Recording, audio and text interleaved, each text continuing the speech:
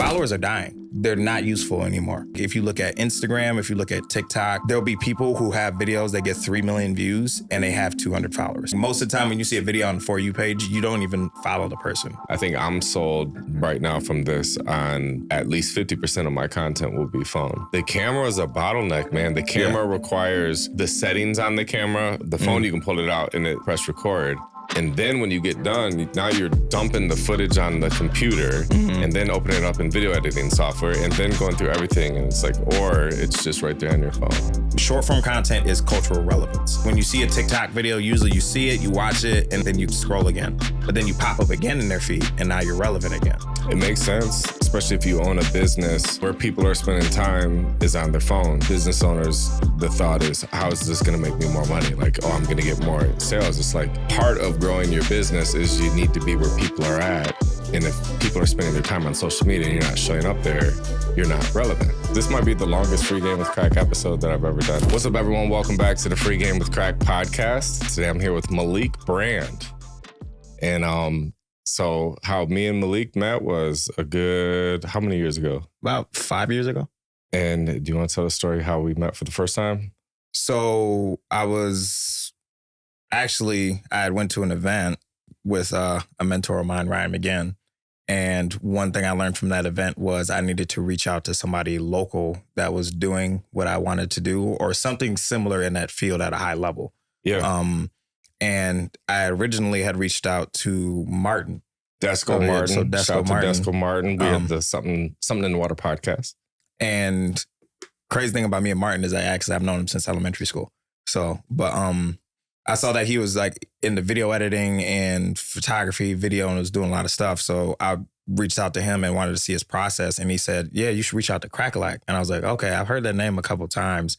And then I'm at work at Planet Fitness. And then I think I actually ran into your brother, Jake, and Katie at the gym. And I was like, yeah, like Crack-A-Lack's your brother, right? He was like, yeah. And then basically they kind of proceeded to go into the gym.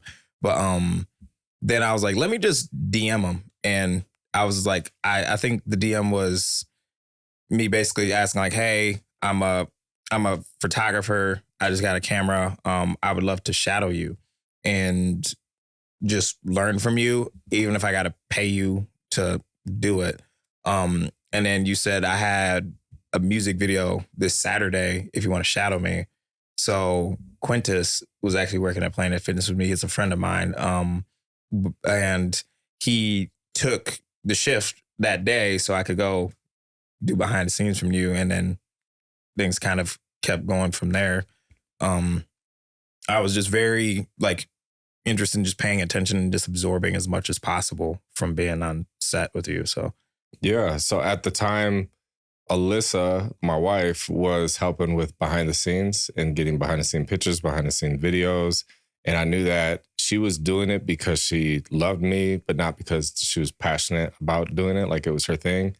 And so it was awesome to have a fresh perspective, a fresh energy, fresh mind. And Malik gave lots of fucks. So he was, just asking lots of questions. And that made me, it was fucking cool. Basically, it was like, oh, I like this. I like that you care. You're asking questions. This is cool. Yeah, I want you around more. Hey, I have another video this day, another video this day. Well, then that turned into allowing my wife to focus more on take care of the household. And then Malik has been doing behind the scene vlogs, behind the scene pictures, helping me with my brand and my image on social media for over 5 years. And then, here we are today. We're going to talk about that, but also, so how you said you went to an event from one of your mentors and his name was? Ryan McGinn. And the hat he's wearing right now is what, from the Attention Summit? Or? Yep, the Attention Summit. I actually just got back. Actually, I think I got back today. Yeah. So the point of Free Game is you guys get to benefit from shit that other people have done. And Malik just was in Tampa, Florida for the last 3 to 4 days. And he was at this event and there was multimillionaires from all over the country speaking, giving advice, giving free game. And so me, naturally, I'm interested in, it also helps Malik selfishly because he gets to relive the event and describe certain things and then teach me and you guys. So it allows him to comprehend it even higher. And then we get to listen to it. And if you're watching this, you should be taking fucking notes. And this is going to be a lot of free game. I think this is going to break the record for the most free game of any of these episodes so far. Oh yeah, I got a lot of free game. So grab your pad of paper, grab a pen, make sure you take some notes. This is an episode that you're probably going to rewatch multiple times. This feels cool saying this on camera because I've watched podcasts where they say this shit and then I'm like, oh shit, I'm going to pause it. Let me go get my pad of paper. Yeah. And we're about to do it. So grab your notes. Where do you want to start? So I'm thinking, where would you want me to start? Okay. Because I got my notes right here. What interested you in going to the event in the first place? So the reason why I went to the Ascension Summit in the first place was I understand the power in going viral on social media and getting views on videos, just because I think that is the metric that really drives everything.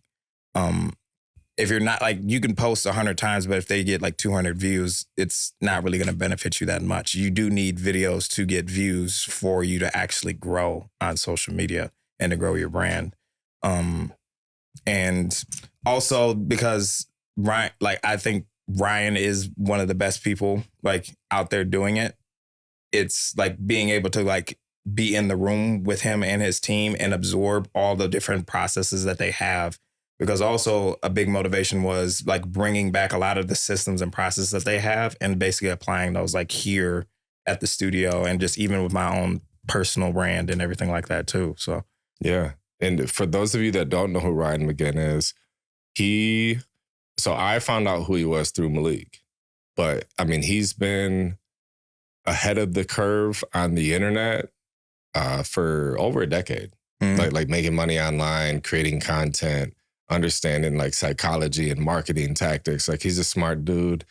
I got to meet him with you in Vegas a few years back. Yeah. Yep. We met up, we hung out, we ate food at Vegas and walked around.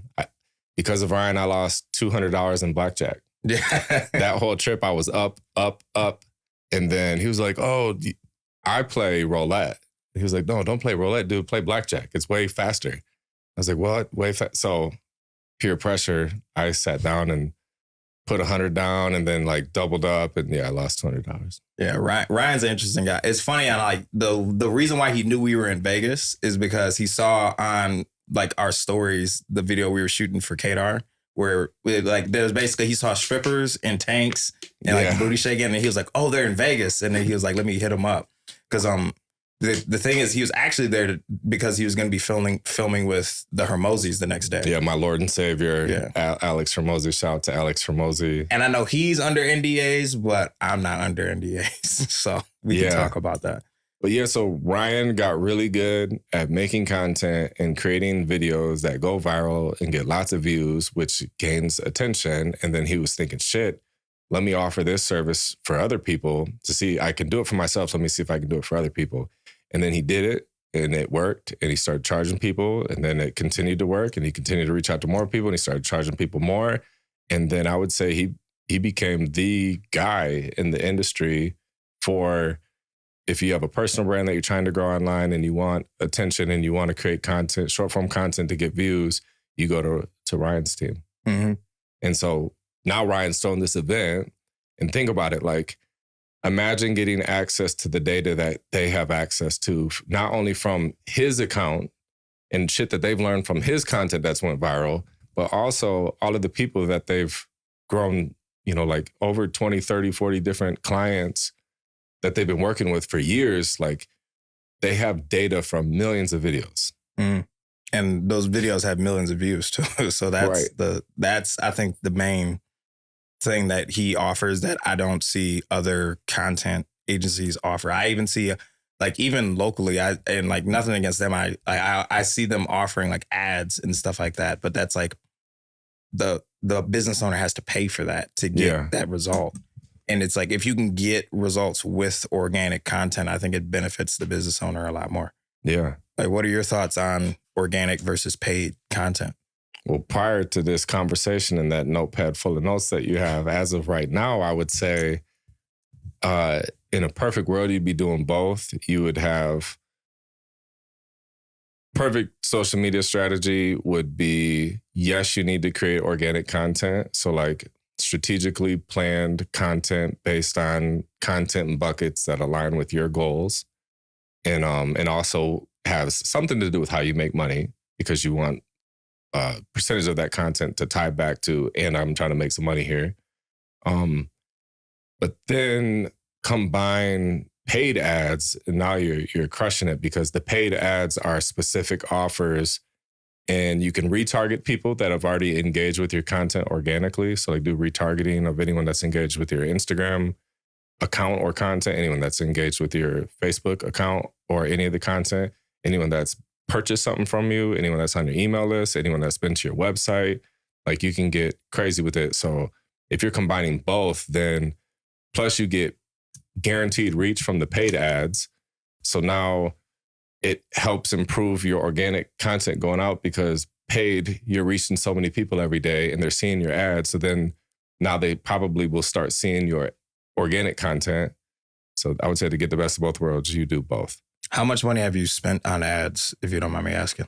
Oh, see, you're getting the hooks right now. Real quick, I want to introduce you guys to Royal Legacy Clothing. If you didn't know, I'm the co-owner. My best friend, we started this in 2013. What I picture when I think of Royal Legacy Clothing, it's the person that has tenacity. It's the person that they continue to show up. They don't give up. It's the person that arrives early and stays late. They have that hunger inside of them, that dog in them. And it's a cool feeling when I see people out and they're wearing Royal Legacy Clothing. It's something that has meaning to it. This is our current drop right here. Appreciate all you guys' support. Check out royallegacyclothing.com. Don't forget to use coupon code CRACK. I've spent over $150,000 on Facebook ads. Yeah. And as of right now, I say my ROAS, return on ad spend, is about a 4. So it's like spending 150 grand and making 600 grand. And it may seem like, oh, that's $450,000 of profit that you have. But a lot of this was selling services where I had cost, so I might have been selling a $300 thing, but it cost me $200, or it cost me $100, or it cost me $150. So definitely profitable lifetime. And yeah, running ads right now for the studio is exciting. Yeah. Yeah, because we're here. The best part about running paid ads is you can guarantee that at any time of the day, no matter what you're doing, you're still playing offense and having the platforms show people your shit. Okay. All day. So like we're doing this podcast and I'm having a conversation with you, not promoting the business, but I give Facebook and Instagram a little bit of money to hustle for me all day so I can be here doing this, and then they're getting people to buy the shit. So yeah. So you would say leveraging Facebook ads is kind of like it's kind of buying your time back a little bit, and it's kind of like when they say I think 50 Cent said this about money, where it's like the best kind of money is when you're making money when you're not working. Yeah. So ads are a form of that in a way. 100%. Would you agree with that? 100%. Yeah. Let's get into these notes. See, there's free game. We haven't got into the notes. This might be the longest free game with Crack episode that I've ever done so far too. Yeah. So, so you went there just to want to be in the room, to learn more shit about viral. And then also, he had multiple speakers there. Yeah. So other successful millionaires giving advice. So a good amount of all of those speakers were also actually his clients too. So that's the interesting part about, I think, the event is like, not only is Ryan bringing these experts in, but they're also paying him to help them with their content.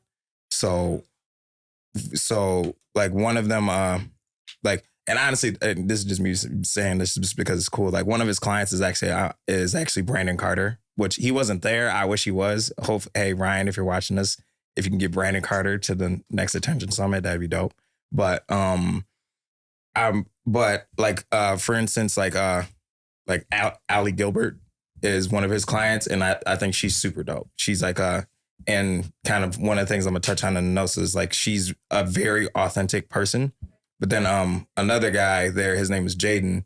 And he's not one of his clients, but they met at like a mastermind, which I think also shows the power of going to the events and networking, because he had met Jaden basically before the event, I think like maybe like a week or two beforehand. And then he was like, I really like this guy. Hey, you should speak at my event next week. Yeah, that's awesome. And also I thought it was cool that like Jaden's he's a young black dude, and he's very successful at what he does. And he's very intelligent with what he does and knows the shit with content. So, and then another speaker is a longtime friend of his is Aaron Marino. A lot of people on YouTube know him as Alpha M. Where it's like, if you're a guy and if you've ever looked for like style or grooming content, he's the king of that. And then he also brought in some people I'd never heard of, which one of them, I believe his name was, I don't want to get his name wrong. Hold on, let me look through my notes.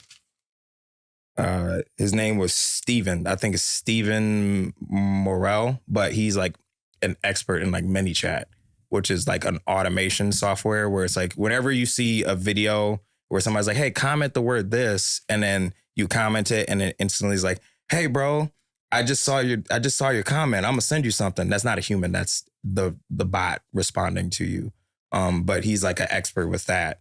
And then he brought in another guy who his name is Icon, which his actual name is Icon, which I thought was cool. And he is an expert in like AI. Like he made an AI clone of himself, AI clone video of himself, and ended up being like posted on like Joe Rogan's page and like went crazy. So he's like very intelligent with like seeing the future of like where AI is going with content. But I think probably one of the most valuable speakers there too were like the members of Ryan's team. Yeah. And also Ryan himself just talking about a lot of the stuff that his team is doing. Like Luis is like basically, how I would explain Luis to like the people at the summit is like, I would say Crack is like Ryan. I'm more like Luis. Like it's like Luis has been like his right hand, has been there from like day one. And like Luis travels with Ryan to film with everybody. Luis is usually the one also doing a lot of the research into the clients, the topics and different things like that. And then it was just good to be able to like pick his brain and pick the different team members' brains about like how they operate inside Ryan's business, because I know Ryan admits this too. It's like you do have to have a team to be able to make things run efficiently. So, yeah. Also, guys, I'm gonna. I guess this is real. This is real. So this is my approach to content: is what are things that you're already going to do that you can create content out of by just documenting it. So before doing this podcast, we were at Texas Roadhouse and sitting down, and I told Malik, like, he was going through his notes, and I said to him, me and Alyssa are sitting across, I said, right now we're like watching a TV show, that it's like almost like you watch a YouTube video and it's like, oh, sweet. But it was in person. And like, yeah, he was sharing, I learned this. And I'm like, oh, how does that apply to me? It applies like this. So I think some people that I've talked to, it's like they've watched some of the same content that I've watched, but they don't comprehend it. And so I was like, I wonder if me demonstrating how some of these things would apply in my life, or like kind of how you tell people you can remix other people's content to like steal it and they don't understand it. But if you do a live example of, here's an example of how you could remix it. You could do this. And so they're like, oh, I get it more. So, because that's already what I'm probably going to do as you go through each of these, is be like, oh, okay, so with the studio, we could do this, this, and this. Yeah. So you guys will hear me do that, but see how I'm remixing it and think to yourself, how could you remix it that would benefit you in your life, in your situation? Because also what I'm going to try to do throughout this podcast too is try to throw a lot of hooks and different things out there too. And just because one thing I did learn too is like if, for instance, like if you're doing a podcast, you should try to speak in hooks. And a hook is basically in the beginning, it's like what you say in the beginning of the video to get the viewer to stop scrolling. So it could be a bold statement. It could be how you say things. And then also it could be the questions you ask other people too, to get them to talk about a topic that you think might be interesting. But I also know that I want to start getting into the notes. So yeah, let's do it. Let's start from the beginning. So shit that we already said at Taste Roadhouse though. But that was so much good shit, and I probably already forgot some of it. So basically at the beginning of the summit, Ryan got up on stage first, and one of the main things that he was hitting on is that followers are dying. They're not useful anymore, and they're not going to be useful in the future. And he said the reason why is because everything is moving towards views. Like if you look at Instagram, if you look at TikTok, if you look at Facebook, a lot of the times, like there'll be people who have videos that get 3 million views and they have 200 followers. They have 300 followers. There was a chick that was also, there was a lady that also spoke there, and she works with Adley, who is she's kind of, and she works with Ryan. She's gotten over 1 billion views in total. And she doesn't, and I think she said that she doesn't even have an Instagram page, but it's just from all the content that they've made, like billions of people have seen her face. So it's like, I think it's becoming harder and harder to gain followers because of like how the For You page works, for instance, like with TikTok. Like not like most of the time when you see a video on the For You page, you don't even like follow the person. Yeah. Like you just see it. Like, is the video interesting? I'll watch it. If it's not interesting, you just scroll past it. And I think that's where, because everything's shifting that way, when you make content, you do have to do something to get views. Now, I'm not saying that every video is going to get 1 million views, but you should be trying to get as many views as possible on each video you make. So like one of the ways to do that is like focusing on like the hooks. Like, what am I doing to capture the person's attention to get them to stop scrolling? Because I think you made a video talking about like if you have the privilege of getting them to stop scrolling. I'm not sure. Can you quote that for me? Yeah, basically a lot of people, when they think of social media, they're thinking like, I don't even know how to describe it. Like the people that follow you follow a fuckload of other famous people. So when you post content, you're not just competing with your own content. Like if somebody follows you, they may also follow Lil Wayne, 50 Cent, Kim Kardashian, Mr. Beast. So like there's all this other shit that you're competing with. So if you're lucky enough to get their attention when they're scrolling, they're like, oh shit, they're watching your content. Like that's a privilege. 100%. And then, because one thing Ryan said, and like this is a question for like the audience too, is like, can you remember the last person you followed? Yeah, no, I can't. But you can probably remember the last video that you watched, or like a video that got your attention or evoked an emotion in you that made you like respond to the video. Because one thing is like it's basically people follow personalities over like niche videos nowadays. Like it's more about the personality and not necessarily what you're talking about. Because for instance, like I think I told you, like with Jet Fitness, it's a boxing gym I was working with. I ran into the issue with them of we had videos going viral for boxing content, but then the problem is I ran out of ideas because there's only so much you can teach about boxing before it gets repetitive. I think that's the problem with every fucking niche is like, okay, let's say my background, I was a music producer, audio engineer, videography. Let's say those three right there. I could think I'm going to start a videography account. Then I could think I'm going to start a music production account and then an audio production account. For the music production, it would be like how to make a beat, how to mix a beat, mistakes to avoid with making beats, how to make better beats, how to make beats faster. I'm kind of running out of ideas and I haven't even come up with 10. Yeah. So that's what I used to do when I would question, should I make separate accounts for all these different like ideas or interests that I have? But then I would always zoom out and be like, okay, could I continue doing this every single week for fucking 5 years? No, I can't even think of like the next 10 videos. So instead, I would rather sprinkle those in to the content strategy that I can do for the rest of my life, which is just talk to the camera about shit that I'm interested in or shit that like is happening in my life, which would just be building in public. Now what I'm obsessed with is building a 7-figure studio company. I didn't even have this idea 6 months ago or a year ago. So this would not be in my content. But this is top of mind right now, and I'm going to be obsessed with it for probably the next 2 to 3 years. So in my content strategy, it's going to be bringing people along. Like, here's an update of the studio. Here's a new set. We're expanding right now. Here's new team members. Here's new services. Here's new sets. Like, look at all this shit happening because this is the thing that I'm building, and I'm going to learn a lot of lessons along the way. And somebody out there is going to see the shit and think it's cool and then want to do the same thing. And then now I'm the perfect person to teach them. And so this is where I could have a course that I sell them to teach them how to go through it on their own, or they could pay more money. Like, the most money you'll ever charge is when you give people access to you, which is like the most limited, scarce resources you have is, your time. And so, you get one-on-one help, and that would be the whole plan with that. So I would sprinkle in all the niche shit. Because I was even thinking about podcasts. Like, to do this podcast, I learned about filming it, editing it, microphones, camera equipment, how to do it faster, how to grow it.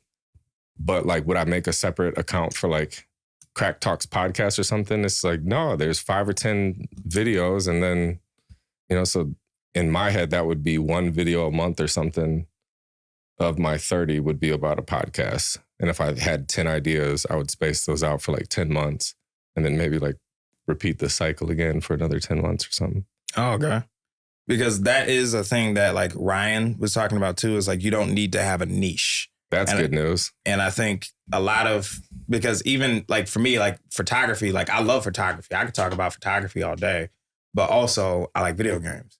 I also like human psychology. I also like food. And I'm like, there's a lot of different things I'm interested in. And it's like, if you only talk about the one thing, it makes it hard for you to also appeal to a lot of different people. And it's like, you want to make videos on things that are like appealing to a lot of people, like very broad topics sometimes, which usually that's like, they usually say the easiest way to do it is like health, wealth, and relationships are kind of like the 3 main categories. But it could be like, for instance, like I think I made a video talking about like Avatar: The Last Airbender, but I tied it into talking about personality, and on how people, like, you probably relate to a certain element because that's probably a piece of your personality.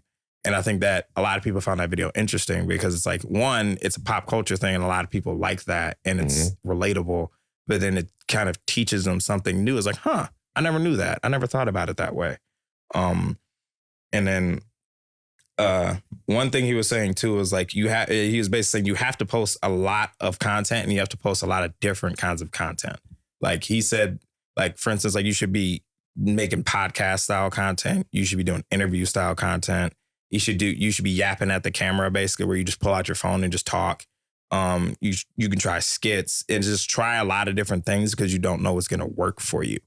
And it's, and then another thing was, you also don't need the best edits. It's more about your communication skills. Like, I think sometimes people do get too hung up on quality. And I know, not saying that quality is bad, but like you should have good videos, but you should if like everything is perfect and like, let's just say 4K cameras, but I talk like this and I don't deliver in a good tone. But if I'm like, hey, so when I did this thing and then I did this X, Y, and Z, and then you communicate in a better way, like how you communicate it in the video is really what gets the views. It's not about the editing. It's about like how you're speaking. It's, do you have charisma? Is your personality, is the topic good? Are you passionate about the topic? Because people can sense when you're not, like when you're just talking. Yeah. So. Yeah, that's good news. So me reflecting, one of my most recent viral videos that you actually edited of me talking to Joey, there was just words. There was no edit. There was a picture of Drake, I think. I think I was one of them. But yeah, the other one, there was no picture. Yeah, so it's literally just maybe chopping out long pauses and adding the words on the screen. That was the edit. So that's true. And I think the reason why that video took off was it was a genuine moment. Like Joey was like, yo, what advice would you give me on dropping?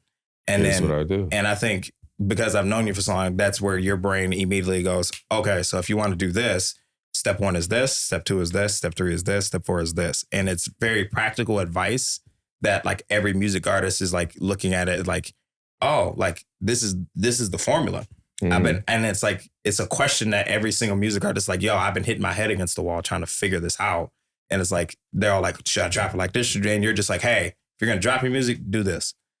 And I think that's one of your strengths as a content creator is like you naturally are very good at communicating.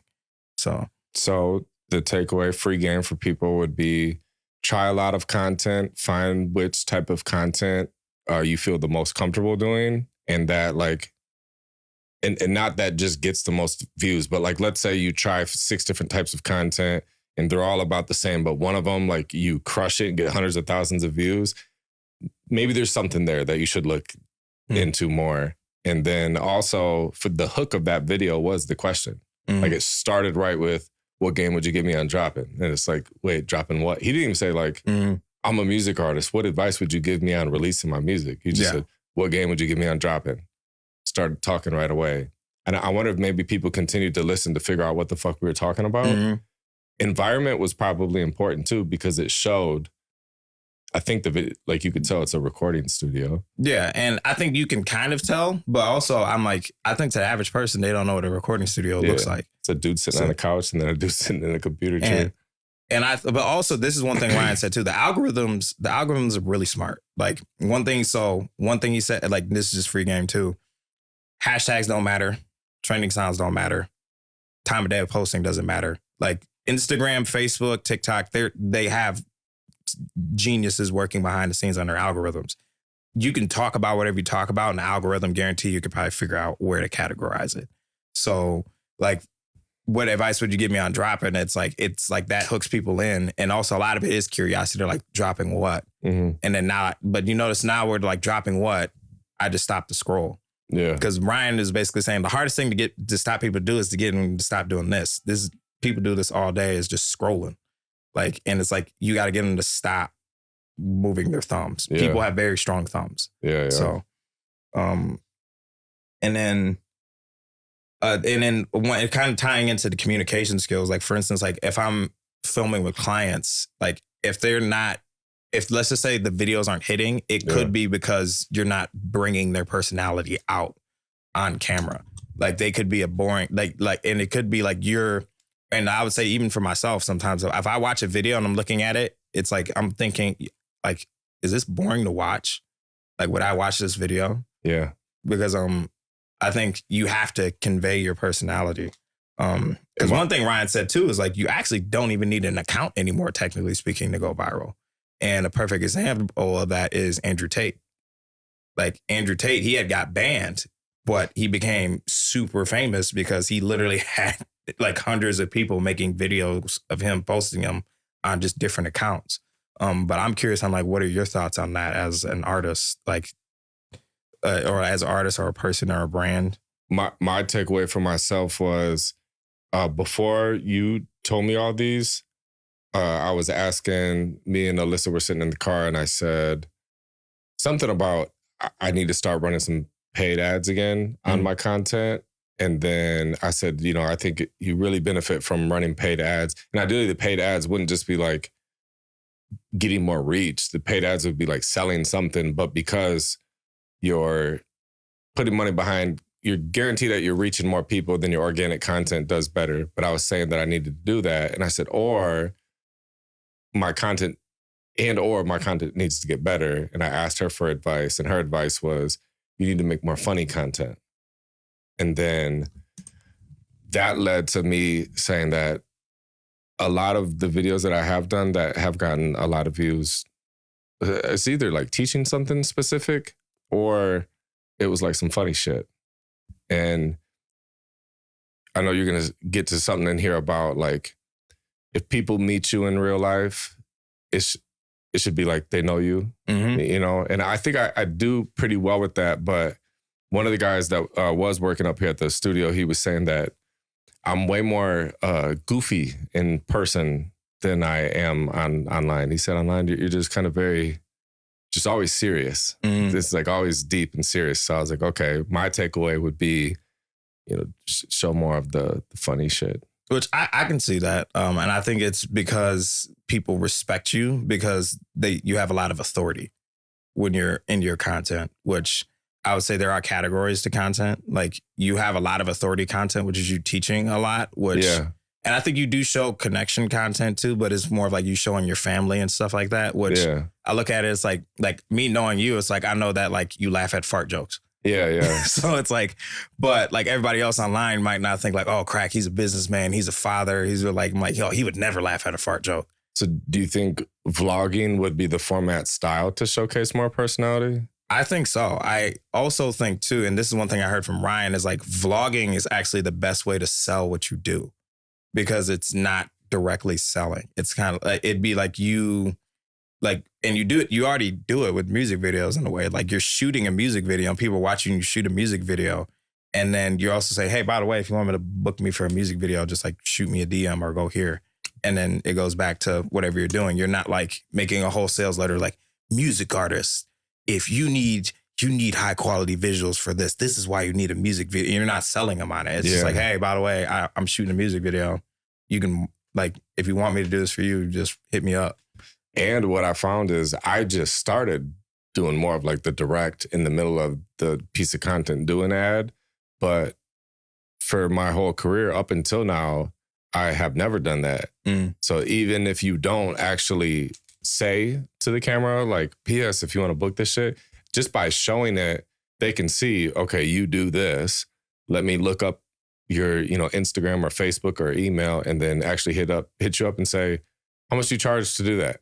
I think it's more powerful that way too, honestly, because now you're not even selling. It's like they're selling themselves. I think because I've heard it multiple times when people have booked you for music videos, they're saying, yeah, I watched your YouTube videos or I looked up a tutorial and I saw your YouTube video. And then I started like watching your behind the scenes vlogs. And then they're like, then that's what sold me on you. So, yep. And I think that the best thing that you are selling is yourself. It's like what you sell is you. If you're a photographer, you may think that you're selling pictures, but it's like, no, you're selling pictures with you. It's the experience of, they could get pictures from anyone. Like, why should I pick you? And then if they like you, then now they know whenever I need pictures, I'm going to pay somebody. I want to pay you. You're the guy that I want to pay for the thing. And that would be getting people to be like this, where they have some sort of relationship. And, sometimes it turns into like really close friendship. Yeah. Like one of my best friends, we started Royal Legacy Clothing together, but that started with just him being, a customer of, he wanted a baseball highlight tape. Yeah. Yeah, that's how we met. And then I did his junior year. Then I did a baseball highlight tape of his senior year. And he saved up his own money from a job and shit and paid me whatever it was way, way back then. But then from doing it, it was like, you're cool. Yeah, you're cool. And then, we became friends. And a lot of my friendships today stem back from like starting from a transactional business. Hey, I need pictures. Can I pay you for pictures? Hey, I need t-shirts. Can I pay you for t-shirts? And then it's like you meet the people. That's like the icebreaker is like, just do business with people. Yeah. So don't be afraid to like pay people for their stuff. Yeah. And even if you're thinking like, oh, I could be friends with them and I could get free stuff in the future or whatever, it's just, you have to cut through the noise in the beginning. And the easiest way to get anyone's attention is just money. It's like, what can no one get enough of would be money. And that's why like everyone charges money for something. So if you want to get their attention, the easiest way would be to just pay them for the thing. Now you got their attention. You're doing, the transaction or whatever. And now you're spending time with them. They get to meet you. They get to know you. And then that could lead to wherever. And it may be transactional for a 6-month period or multiple times or the first 5 times or the first 10 times or the first 20 times or however. But then, friendships come out of it. Like most of the people that I do business with, I would consider a friend. Okay. Mm-hmm. Now, would you like kind of circling back to like the transaction, do you think even just the offer of paying somebody is enough, or do you think you should actually pay them?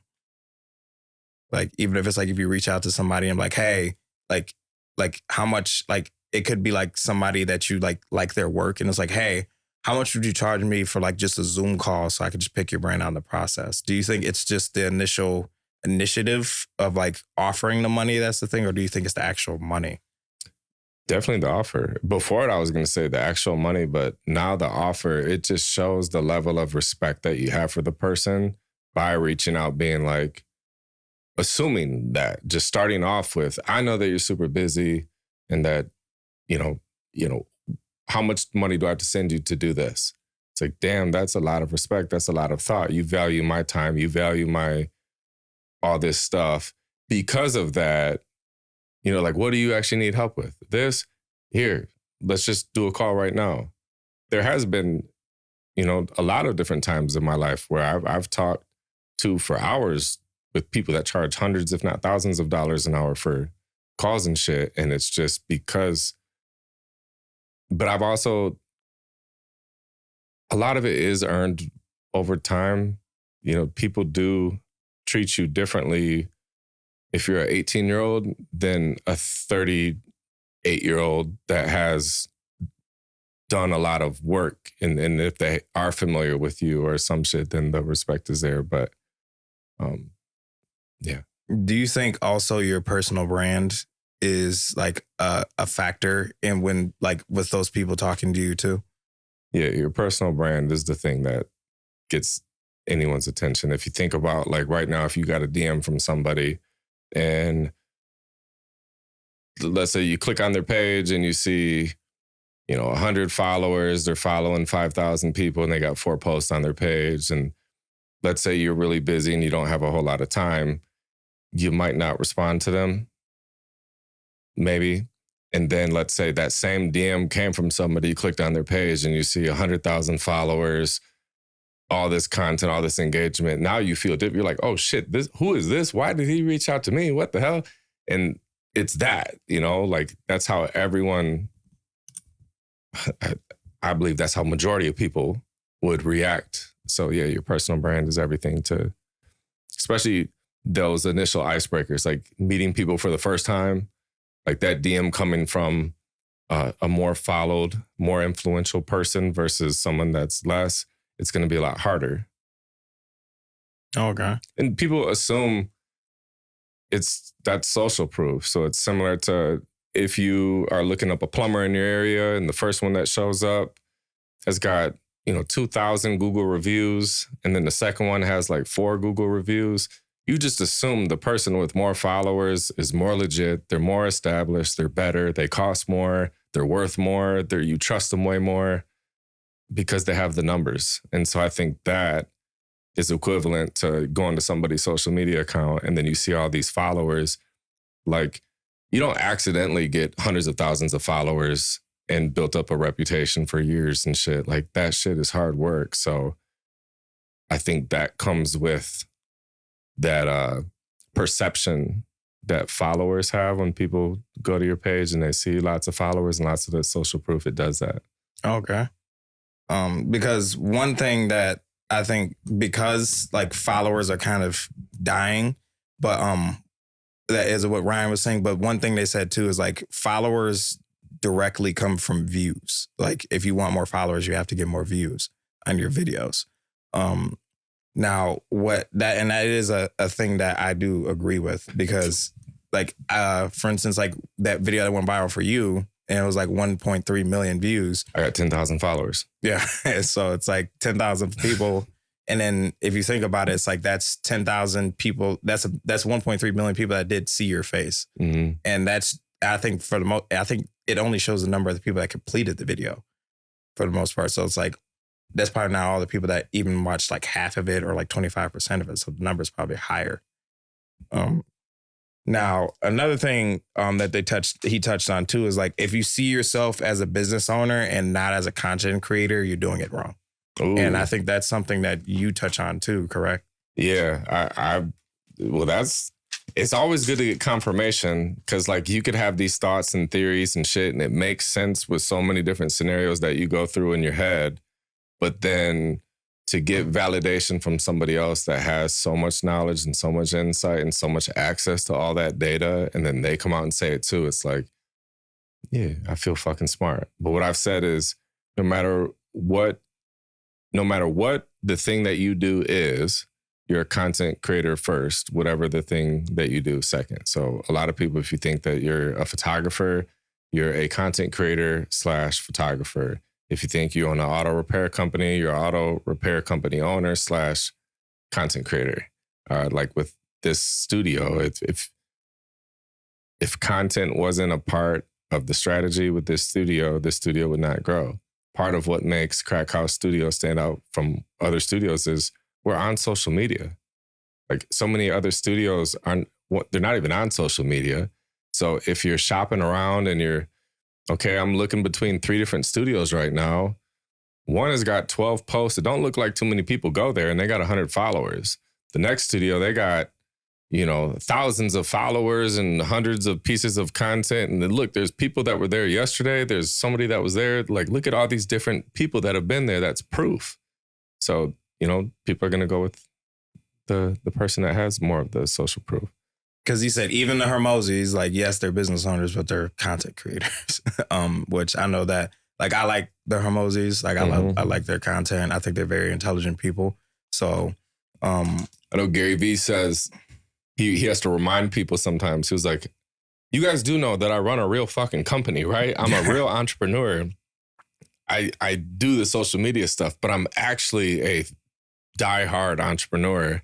And yeah, I've been stressing lately with feeling like I'm getting behind with content and not doing enough. But then I have to remind myself that, I'm actually the business owner and that shit first. And sometimes I think it's okay to go through seasons where you, like, I think the bar that most people set, or at least the bar that I set for myself, is unobtainable. Yeah. It's like crushing it on short form, crushing it on podcasts, crushing it with vlogs and YouTube and ads and everything. It's not even like, it's not possible. I know it's possible eventually, but it might take 10 years. But it's like what my wife has described me as lately has been a propeller. She said, I'm a propeller and I'm something else. I forget what it was. Damn. But the propeller is somebody in the group has got to be the one that's pushing things forward. Always.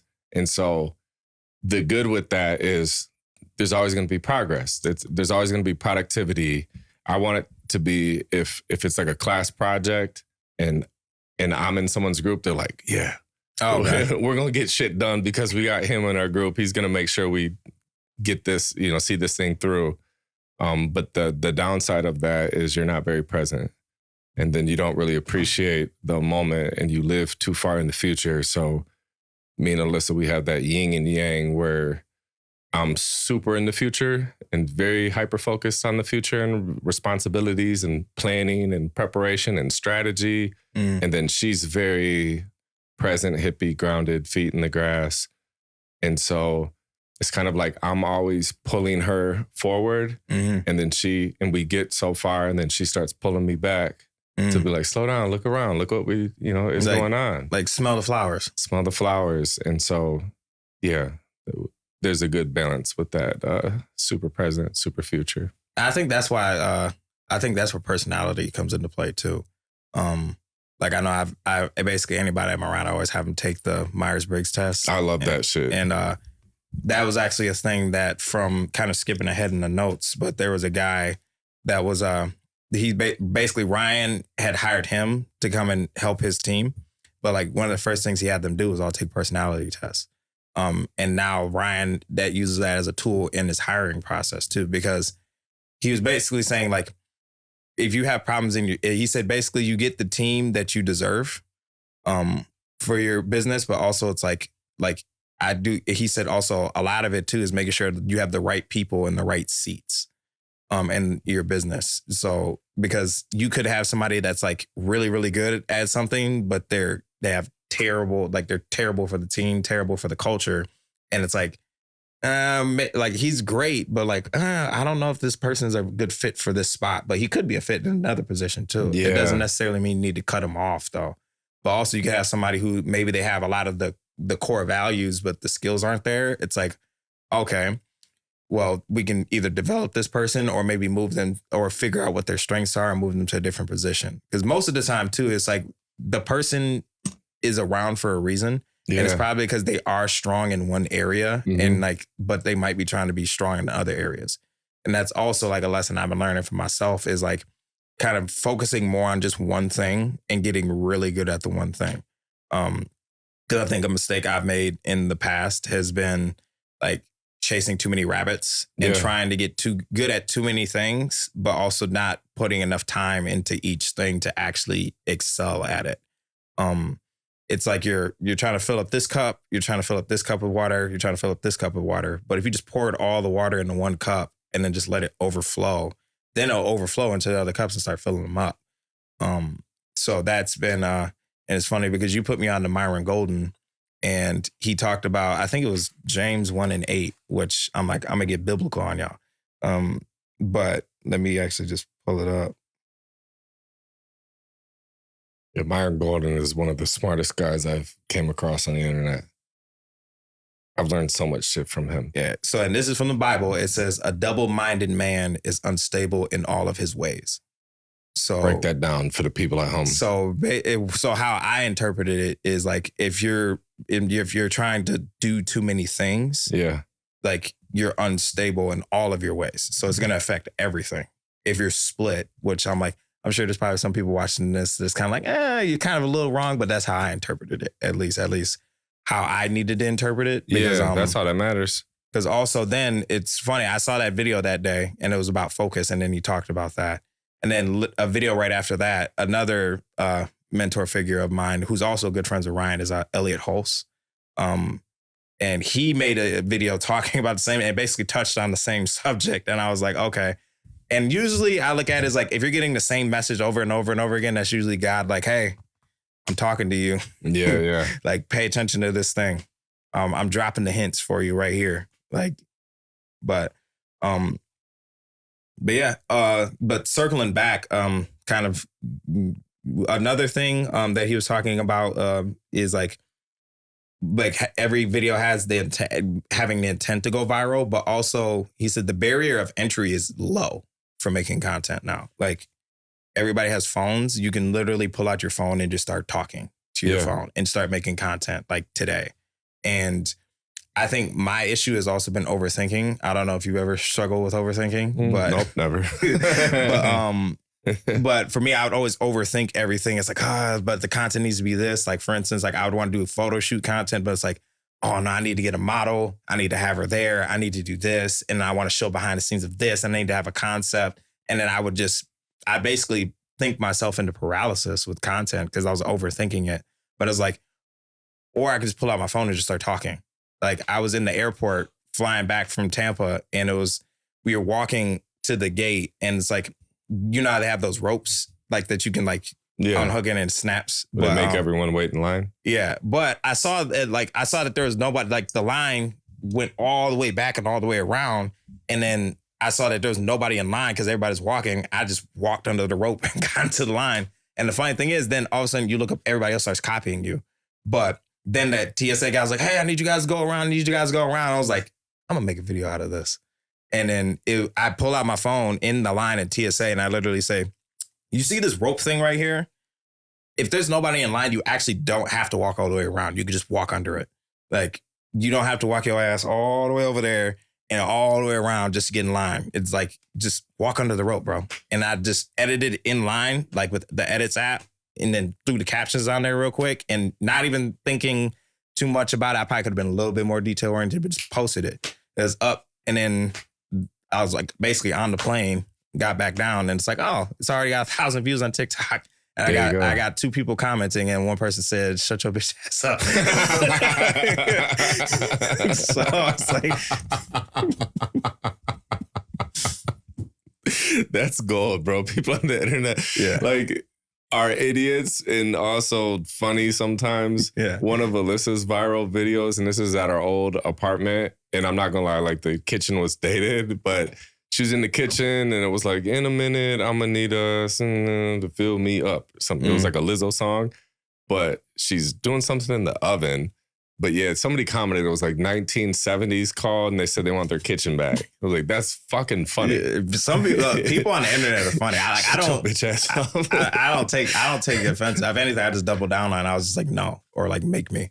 Yeah. Like, because then I don't want them to comment again. But I say a good sign when you get hate on your content, it's proof that your content broke through your small circle of people. Because if every post you get is, this is so great, so proud of you, this is amazing, blah, blah, blah. It's like you're showing the same people, right? You want to break out of that. And once you start getting hate comments, they're usually from people that, you know, don't know you. So that's a good sign that you reach some new people. But because also kind of one thing too about kind of touching on the hate comments too is like one of my clients that I had recently, like we would make some controversial videos. Like it'd be like they sold cars, but he would have opinions about cars, and we'd make videos talking good about the cars, and those wouldn't get any views or they'd get okay. But then as soon as he says something bad about the car, everybody's in the hate comments. But the fun thing is he doesn't read the comments, so he doesn't care. He just looks at how many views the video got and it's like, oh, it's got 400,000 views. Sweet. 400,000 people saw my face. Yeah. And I do think nowadays, because one thing Ryan said to me too is like people forget things after 30 days on the internet. Like after 30 days, everybody's already forgot about it. Nobody cares. And I think honestly, it's even shorter than that. I think after they scroll past it, they don't care anymore. Yeah, Drake's mom, not that I know Drake like that, but I seen an interview where Drake said that his mom's advice to him was give it 48 hours. So like if something happens or something comes out or there's a rumor going around or whatever, don't acknowledge it. Wait 48 hours. And if it's still around, then you can address it. But most things will be gone within 48 hours. Yeah. Yeah. I think that's good advice. Shout out to Drake's mom. Shout out to Drake. Yeah. And his mom. But he also said when you're making videos too, you should be thinking about like who's watching and why. I think that's important. And also, he's also said too, you used to be able to just machine gun out content and just post a lot of kind of crappy content where it's like not good hooks and just posting just to post. But he said you do have to, and he said the internet is being flooded with shitty content, basically. Like he said, basically you're competing with like people who are also like just putting out a bunch of crappy content. They're outsourcing everything to the Philippines for people for like $5, and they're like just not good putting good hooks on the videos, not really putting effort in there, just posting a lot of it. But and also like trust is at an all-time low on the internet. Like people don't trust anybody on the internet. Like if you say, yeah, I made $5,000, the first thing you're gonna say is prove it. Yeah. Like, because there's like a 19-year-old in Miami with a McLaren saying that he makes $10,000 a month, but I'm like, prove it. Mm-hmm. Like you can rent a McLaren, and they're scamming people out of money, basically. So would the free game be anytime you say that you've done something, like show a screenshot? Yeah, like I would say, like for instance, like especially if it is something that you've accomplished, like if you're like if you said I made $5 million, you need to show that you made $5 million because nobody's gonna believe you. You could be standing in front of a private jet and say, "This is my private jet," and they're gonna be like, all you're going to see is blue hats in the comments. Yeah. But if you're standing next to the private jet and then your name's on the jet, they might believe you. Yeah. So and even then they might still be like, oh, he used AI to put his name on the jet nowadays because, and then also he said one thing he did say too, when it comes to courses, he said, usually by the time the courses came out, it's kind of already too late. The method's kind of already done. Damn. So like a lot of the people that release courses, they usually release them after it's kind of on the decline with learning the thing. It's kind of like everybody that's late to the party is buying the course. But like people that are early adopters are usually the ones they figure it out and then they capitalize on it and make the money off of it first. And then they're like, all right, it's not working as much as it used to. Now we can sell the course.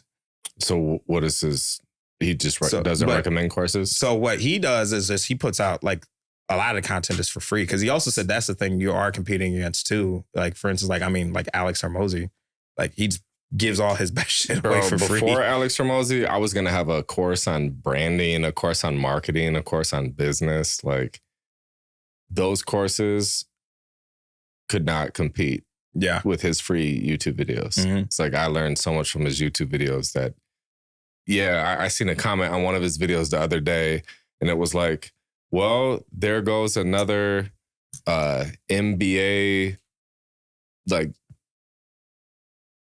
course that just went bankrupt or something like that, like trying to compete with his shit. Yeah. But that's one thing Jaden talked about in his talk. He said that like you shouldn't gatekeep anything. Okay. He said because he literally said, because if you give your best stuff away for free, everybody's gonna wonder if his free stuff is this good. I can only imagine what his paid stuff is. So would the paid stuff just be more so like access? I think it could be access, or it could just be even more information. Because I think, but it's kind of like, for me, I do think access is probably more, because I know that, and this is just for me talking from like paying for coaching and courses and watching videos. Is like, if I watch a video of somebody and it's like, that was really good, the first thing I'm going to think is like, I have so many questions I want to ask them. Yeah, that would be my shit too. Is I want like custom. So it's like, okay, yeah, you had a YouTube video walking you through your entire process of how you do a month of your content in a day. Cool. I learned a lot of shit, but I still want to get your advice on me. Like if you were going to help me with that, I know I can connect the dots and I can observe what you do and do it myself, but it would still be, I think what everyone wants is like, but can you help me do it? Yeah. You know? Because also another thing, and this is more of a tactical thing for people, it said, one, pick a platform that works for you. So it could be YouTube, it could be Instagram, it could be TikTok, whatever platform that you see the most success on. It said like pick one at first and like then and like focus on that one specifically. Not saying don't post to the other ones though. Like if you're like, okay, for instance, like I prefer short form content. And then it's like, okay, maybe focus on Instagram first and get Instagram up to like maybe 100,000 followers. And then I could start like, okay, now I could start focusing more on like TikTok. Let me focus on YouTube. But I'm curious on your thoughts on that. Like, would you focus on just one platform, or would you kind of capitalize on all the platforms at the same time? I would focus on one content type. So instead of platform, it would be like, I'm going to go all in on short form content or all in on long form content. Okay. Because then it'd be like, if I was going all in on long form content, it would either be like a podcast or like YouTube, long talking videos or tutorials or vlogs or something like that.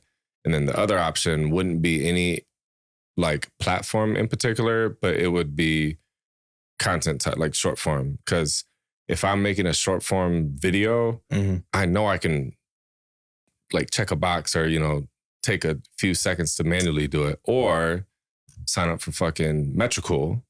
And I'll have a link in the description if you guys want to check that out. Well, that's what I use. I got something that you might disagree with when it comes to that. Really? Yeah. Oh shit. Okay. Well, anyways, dude, make the short form video, post it on Instagram Reels, post it on Facebook Reels, post it on TikTok, post it on YouTube Shorts. So it would be like short form content or long form. That would be my thoughts. I need to know what. You want me to tell you about what they said about schedulers? Real quick, if you're a music artist and you're looking for the smartest, most effective, most efficient way to go about promoting your music, I got something for you. So what I did was I sat down, I was thinking about it. Like, if I were to really help an independent music artist promote their music, what would I do? And I knew it would be creating content on social media. So what I did was I walked you guys through how to optimize your social media, how to come up with the ideas, what equipment you may or may not need or could use. And then I walk you through where I was actually with specific music artists, and I show you guys how to create different types of content that actually works to promote your music. Then I walk you through how to edit the content. And then I go through posting the content on all different platforms. So if you guys are interested in that, go to crackhousestudios.com. When you go to the website, you'll see an area that says courses and coaching. You'll go to courses, and then you'll see promoting your music. So check out the course, and back to the podcast. Yeah, what? So they manually post everything still. And this was even like Adley's company. They're saying that they posted manually still, because they said they've tried the schedulers and they just notice a decrease in reach in general. Like, and also one thing too, though, is like, for instance, like TikTok, you can post as many times as you want and like it won't annoy your followers. And with Instagram, you have trial reels, which that's a new feature that they're kind of rolling out to people, where like you can post, like you can so what Ryan's team does is like they'll make 5 different versions of the same video. Like they'll just change the hook at the beginning and they'll post all 5 on trial reels and see which one does best. And that's the one they keep. But they were saying like basically like because Ryan hires somebody and all they do is post and they're in charge of posting, which that's Luis. Is like his most trusted person is the person in charge of posting everybody's stuff. But basically it's like, because also he said too, you can't have somebody posting from another country either, because they notice a huge decrease in reach with that too. Like they have to be like, if you're in America and you want your content seen by Americans, it has to be a phone in America. Which, because like, and I also know Ryan could, but like, because me personally, I love the convenience of metrical. Fuck, like, I do. My heart's like, broken right now. Yeah, where it's like you schedule everything out, but they were saying that using the softwares can affect it.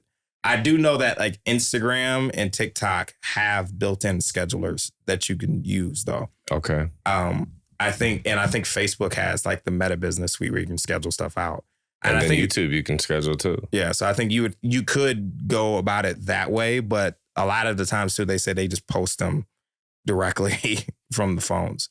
So, which that's where I was kind of like, okay, I'm like, I can see where they're coming from because also they do work with a lot of accounts. So they probably have tried it and seen like, oh, we noticed a decrease in reach. And they're kind of paid to make people go viral. So it's like, it's dependent on that. Okay. But another thing though too is like, and this is specifically for like short form content, because a lot of people ask is like, okay, what's the point of short form content? And they basically said short form content is cultural relevance. So it makes sense because like when you post a short form video, it's usually about a topic that's somewhat like relevant to society. And it's also kind of more of a right now thing. Yeah. Like when you see a TikTok video, usually you see it, you watch it, and then it's like, then you kind of scroll again. But then you pop up again in their feed and now you're relevant again. But also I think people underestimate how long short form content can last. There are short form videos that are kind of like a long form video where it's like, people see it 2 years later and it's still like valuable to people. So that was just a thing I thought was interesting when it said like short form content equals cultural relevance. I'm curious on your take on that, like with short form and also with long form though. It makes sense. It's kind of like especially if you own a business where people are spending time is on their phone. So it's like, if you're not popping up there, you're not relevant. Mm. So now it helps like the studio with offering that service for businesses to have them be on social media. A lot of business owners, the thought is, how is this going to make me more money? Like, oh, I'm going to get more sales. It's like part of growing your business is you need to be where people are at. And if people are spending their time on social media and you're not showing up there, you're not relevant. Mm. So you have to be on there. I like that. That's a great way to put that. And also he said with trial reels, like what they've done is like they posted 5 times a day over and over again, sometimes the same video. Where it's like, sometimes if it works, don't be afraid to redo it. So like, I know I've said it to you a couple of times in the past where it's like that Joey video, you should repost it. Yeah. And I think like if you have videos that are like, he said, think of your best videos as like a band's greatest hits. Like people always want to hear those songs no matter where they're performing.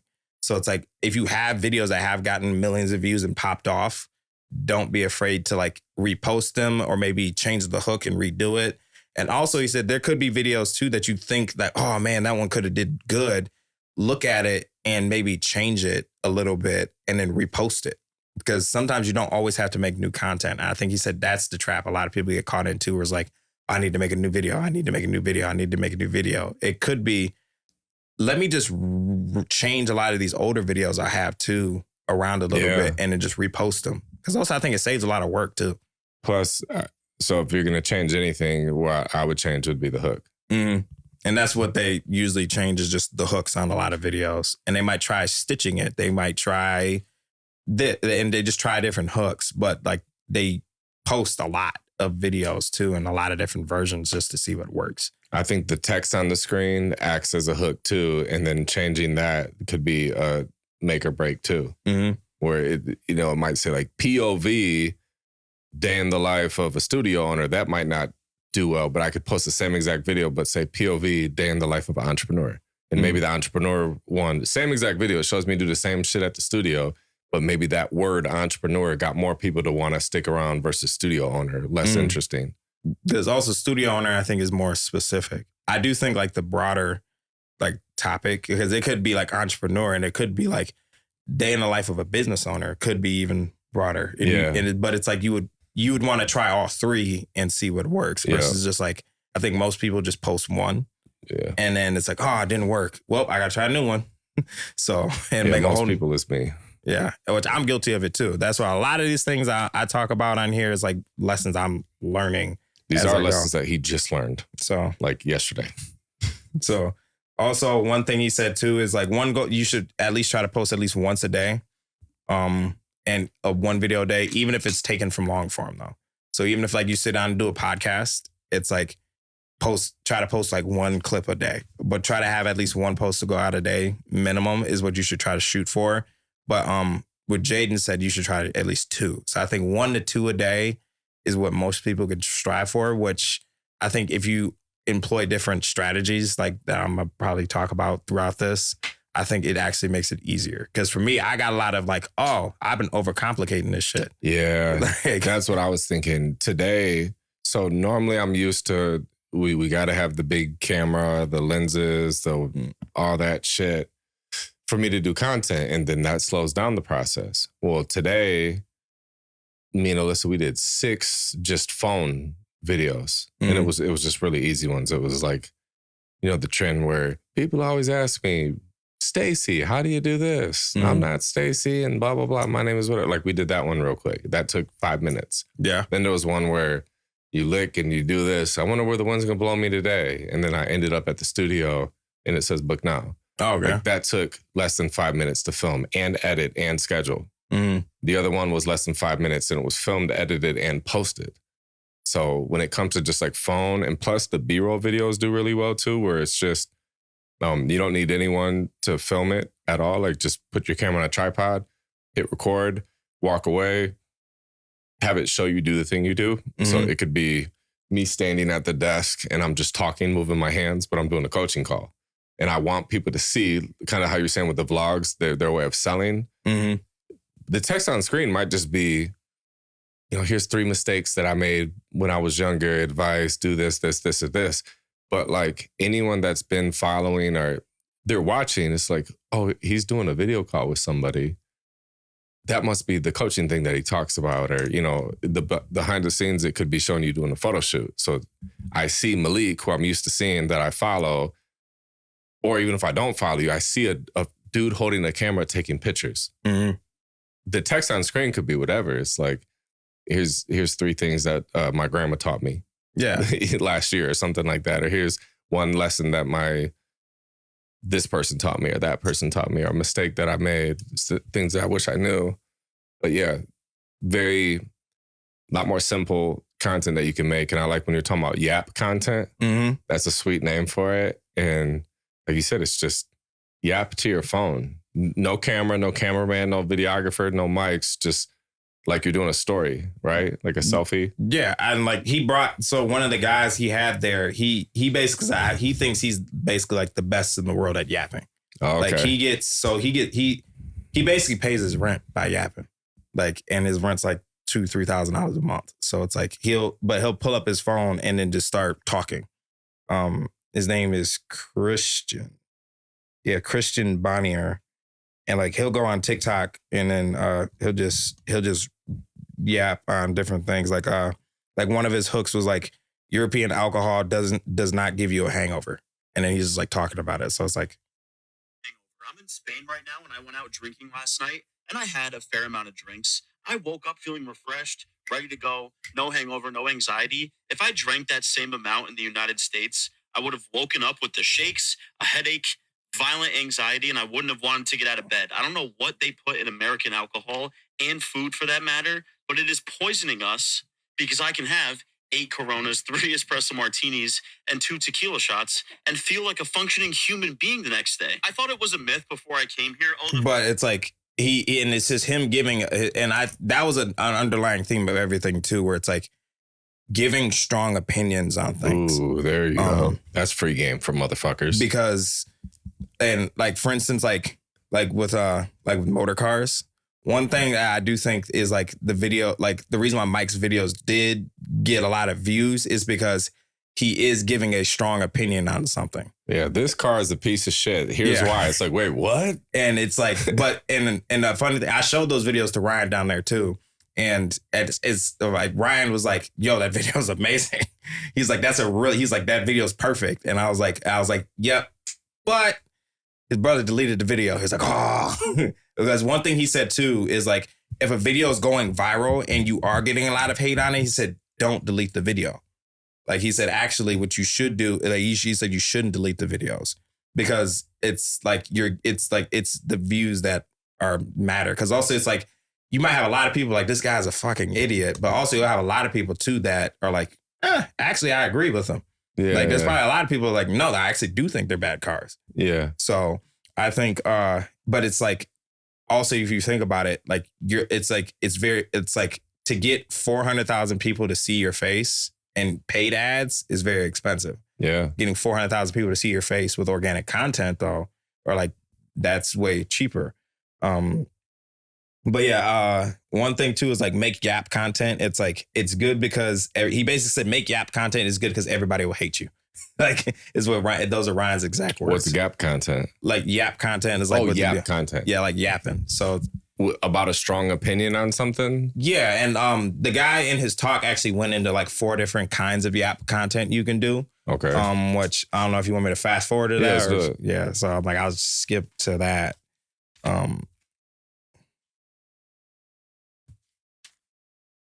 I'm like, as you guys can tell, I took a lot of notes, multiple pages. Boom, boom, boom. I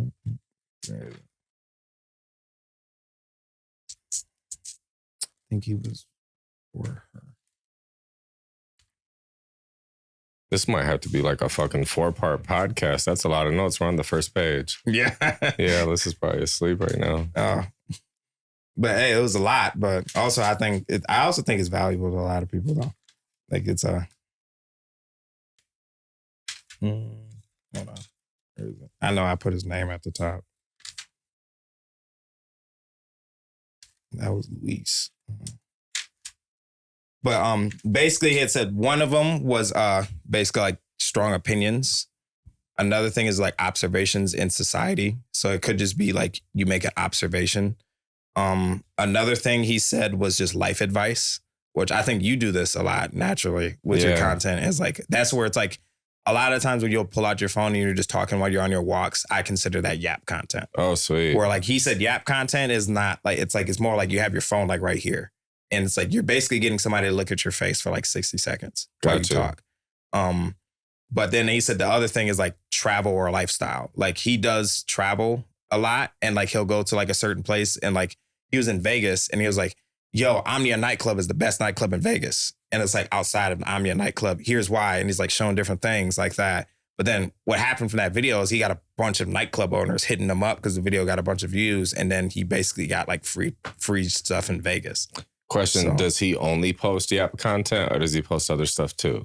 I think his main thing is Yap content, but also I know he has a business. So he also uses he'll also do Yap content that's more directed towards getting people towards his offers too. That's why I was curious because I keep seeing the trend of people that vlog and it's like they only vlog, or people that yap, they only yap, or people that do podcasts, they only do podcasts. So I'm just curious if they include other shit. Yeah, and I look at it as like you should include a bunch of other stuff with it. Like what Ryan was saying is like you want to have like 30 professional videos in the chamber, but also you want to have like 30 Yap videos and maybe 30 podcast style videos and like 30 and just like having all these different ones. Because he's like, let's just say you want to post twice a day. You can't, like, if you just do all the same kind of content, one, you're probably going to run out of ideas, and two, you're probably going to burn yourself out. But it's like, if you do 30 podcast style videos, and then you also do like 30 yapping at the camera videos, and maybe throw some skits in there, and maybe do some day in the lives. Now, also, your content has variety, and also this video might not work, but this one does. But this one takes off. Now this one gets more views now. Yeah. So that's sweet. That's what we did when we were trying to figure out how to do like 60 videos in a day or how to do like 90 videos in a day. And it was just breaking them down by like, okay, if you're trying to think of 90 videos at once, it's very overwhelming. But if you break it down into like, okay, out of these 90, how many different like buckets could we do? Well, we could do, one bucket could be skits, one bucket could be this, could be this, could be this. And now it gets way easier. It's like, oh, we actually only need like 12 videos that are skits, 12 videos that are like ads for services, 12 videos that are educational, 12 videos that are just going for a walk talking or, B-roll only. But yeah, when you break it down like that, it makes it way easier to do a lot of videos in a short amount of time. And I'm going to speed it up a little bit too, because I don't want to keep us here all night. But because one thing he did say too is like don't stress about the edits. Like basically your goal is to post like 100 videos. Like don't be focused on like, oh, I need to make this video. It's like, no, you're like thinking like I'm going to post 100 videos. Like this is one video out of 100. Like I need to keep the content going. I need to keep it posting. And another thing he said too was like for instance, like with the day in the life videos, a lot of people may not like doing that because they think their life is boring. He said you need to find a way to show basically make your boring life look interesting. And he said and I do think that that's a skill. So like if you're vlogging, find ways of like, okay, when I would work at Planet Fitness, it'd be like, okay, how can I make me working at Planet Fitness interesting for people to watch? And it could be the angles I use. It could be like how I speak on camera. It could be like leveraging humor, but finding ways of making your boring life interesting. Because also he said like, if you're selling something, you want to sell a day in the life videos like we talked about earlier. I like what you told me earlier about him editing the day in the life. Like, that's what I was going to say too. Because so one, Ryan uses CapCut for his editing. He doesn't use Premiere. And two, like he basically like when he would do because he did set a challenge for himself where he was going to do a daily vlog every day for I think 90 days. And what he would do is like he would film all day on his iPhone. And then he would get home and he would set a timer and it'd be like 30 minutes. And it's like, I'm going to edit this vlog for 30 minutes. And after this 30 minutes is done because I'm going to bed. Would he edit it on his phone? He would edit it on his laptop. Oh, but okay. I would say it's probably the same thing for your phone. It's like set a timer, but have it in mind of your timer. It's like, I'm going to make this as good as possible, but also I'm not going to take all day doing this. Yeah, I like that. I've been setting timers for the last handful of years. Whenever I edit anything, I'll on my computer, I'll go to a timer, countdown, and I'll put a time that it should take me. So like if it's a music video, I'll set a certain amount of hours. If it was a YouTube vlog and I know I want to get through it in like 2 hours or 1 hour, I'll set a timer and count down. Because another thing he said is like, if you want to find a good video editor, you want to find the guy that's already making videos for himself, which I think in general, it's like you should find the person that's already doing it for themselves. And then that's the person that you want to bring on to do stuff. Now, kind of going into the ManyChat guy real quick. His name is Steven. And I think the guy's like probably, I've never heard somebody talk about ManyChat like this. Okay. But he leveraged his stories with ManyChat. And it basically like he tripled his engagement and 5x his story views, which he basically was able to grow, I think, an email list. I think it was over 100,000 people in like 24 hours from like stories. And like an email list, like, email list is valuable because I think you said that like 30% of your income as a business comes from email. Yeah, so 30 to 40% is what should come from email. And right now the studio is like 2%. Yeah. So but that's why I was so excited learning all this stuff. I'm like, oh, I like to experiment. So I'm like, I'm gonna test this out with studio. I'm gonna test this out with like photography. I'm gonna test this out with a lot of stuff. Yeah. So I would say like one thing he said is like, and it's basically how he started his talk is when he came up there on stage, he introduced himself and then he's like, then he flips to the next slide. He's like, by the way, can you Venmo me $20? And just stood there, didn't say anything. And it was like, that was awkward, right? It's like, that's how it feels when you're trying to like get somebody to like buy something from you immediately and like hard selling people. Yeah. Like, It's like you want to design conversations, not paywalls for people. And he's basically, when he sets up his chat bots, he sets them up as a conversation.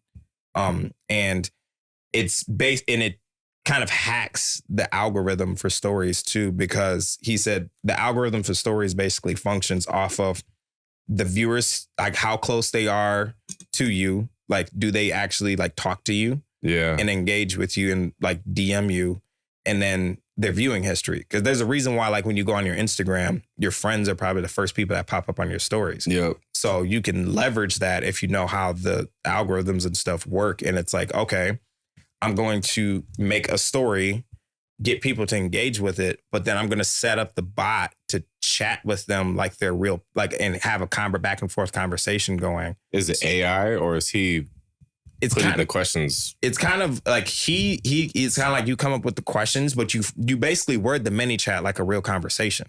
Like it would be like, for instance, like you want to give people like because you said you do want to have a good front end offer. So it'd be like for the studio, like here, you want to get our checklist for our 5 things that you need to have for every studio session. Comment the word STD. Yeah. And we'll send it to you. That's a bad one. But then it sends it to them, and like the first chat can be like, yo, I saw you got the checklist. What kind of music do you make, if you don't mind me asking? And then it'd be like, oh, I make this kind of music. That's awesome, man. Hey, blah, blah, blah. And you kind of get the conversation going where it's kind of like it's talking to them like more of like a real person, and not like a, hey, here's the PDF, click this button to get it. And then after that, they're kind of like, all right, see ya. Okay. But also, he said the mistake number 2 people make is like ghosting. So it's like sometimes it'll send them the DM and then they get the link, but then there's no follow up. Gotcha. Where it could be like following up like, hey, man, I saw you got the PDF. How's it treating you? Yeah. And you could send that yourself, too. Yeah. Because then now you're engaging with your people, and you're creating like you're telling the algorithm like, hey, we know this person, so you should show our stuff to them more often. And also, it can, it's like you want to, he said, think about like a real conversation, but also he said, when you're doing your reels, he said, you want to put the call to action first. So it's like the first line should be like, hey, if you're interested in getting this thing, comment this, and then you write your caption afterwards. And he also said you should take your keyword and also put that in the comments, and then also put your call to action kind of towards somewhere in the video before people stop watching. Because I know that when you go into your insights on like Instagram or TikTok, you can actually see when people stop watching. And I know on the edits app now you can see that with Instagram. Oh, sweet. And then because when I've used mini chat, I always did at the very end of the video. It's like the whole video, and at the very end, hey, if you're interested in this, comment this below. And it's like, what percentage of people are still watching at the very, very end? Yeah, I think most people aren't watching this. So my takeaway is start doing some call to actions in the beginning. Mm-hmm. If you're a music artist and you're interested in blah, blah, blah, comment this below and I'll send you this, and then get into the value or some shit. But try different ways. Because you said in mini chat, you can automate follow-ups too, and also have it connect to your emails too. So it's like, he said like the follow-ups and DMs is more for building trust, and then the email would be more for like actually selling whatever you're selling. What if you can link it to Klaviyo? I'm sure you can. I think you can. But now this guy, like Aaron Marino or Alpha M, I think his was interesting. And I asked him some questions too. I was curious. I didn't know if you were watching them because I know that you live streamed the thing, but I asked some questions that we've had about YouTube. And it's funny, I brought up like, one, should you put everything on one channel or should you have multiple channels? And then oh shit, what was his answer? First thing he said is like, why do you have to ask me that question? But then he said I would I think he basically said he doesn't know. You don't know? Yeah, he's like, honestly, I don't know. I would just try and see what happens. I would probably, like, if all your content's, like, if it's easier for you to put it on one channel, put it on one channel. But one thing he told me too is, because I brought up, like, I've been helping you with your channel, but also I'm trying to grow mine. He said, if I were you, I'd focus on your channel and build your channel up. Because, and how I looked at that too is like, and this is me being honest, like I haven't been making as much content as I'm supposed to. I also haven't been like posting as much. And it's like, part of it is like, I'm trying to help everybody else do their stuff, but I'm not doing my own stuff. Where it's like, focus on you and build your stuff up, because then now you can directly help everybody else anyways. Because like I think you said it at Texas Roadhouse. If I had like 30,000 subscribers on YouTube, and then it's like, now we can cross promote each other. But it's like, if I don't have anything on YouTube, it's like it's like, yeah, you're helping me with mine, but like, you got to help yourself too. Plus, when you're doing it for yourself, you have that like real-time data of a video that you just made, and you're like, yo, this shit is working really good. And then you could tell me, and then I could go like remake a similar video. Like, let's say you went for a walk and you just talked to the camera, very minimal editing. It was a 5-minute video, and let's say it popped off. And then, that's something I can try. Yeah. But it's like, if both people are doing it, then both people are sharing insights. Yeah. And another thing he said, and then because I'm aware of time, he said, vulnerability is the most important thing when it comes to creating content. And he said, being real with your audience and talking to them like they're a friend and not a paywall. He said, people can smell bullshit. Like, they can smell if you're trying to sell them something. They can sense it. They're like, it doesn't feel genuine. It doesn't feel authentic. And I think that's a thing that Ali touched on too, is like being who you are. Like, who you are when you're on camera should be the same person you are off camera. Like honestly, like Aaron, like he's exactly like, he talks the exact same way he talks in his videos on like in person than he does on camera. That's awesome. I think Ali's the same way. They said Grant Cardone's the same way. Like, Grant Cardone, what you see on camera is exactly what you see in person. Okay. So I think a lot of people, when the camera comes on, they try to put on this personality. Yeah. And they try to put on this persona where it's like, no, like, be yourself. This is who you are. Like, who you are off camera should be who you are on camera. Like, if you're funny off camera, you should be funny on camera. Yeah. Like, you shouldn't turn into, oh, hi, I'm this professional man and I'm not going to do it. Like, no.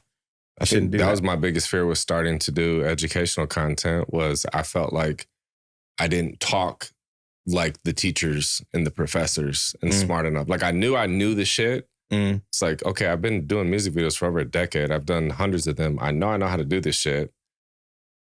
But if I teach it, it's not going to sound like a professor. It's going to be me saying shit and fuck and damn and, these things, and not giving the actual definite, like, bokeh, I don't know. It's like, bokeh means when shit's in focus and then shit's out of focus and it's all blurry. That's like bokeh. And so with lenses, you want a low aperture so you can get good bokeh, depth of field and shit like that.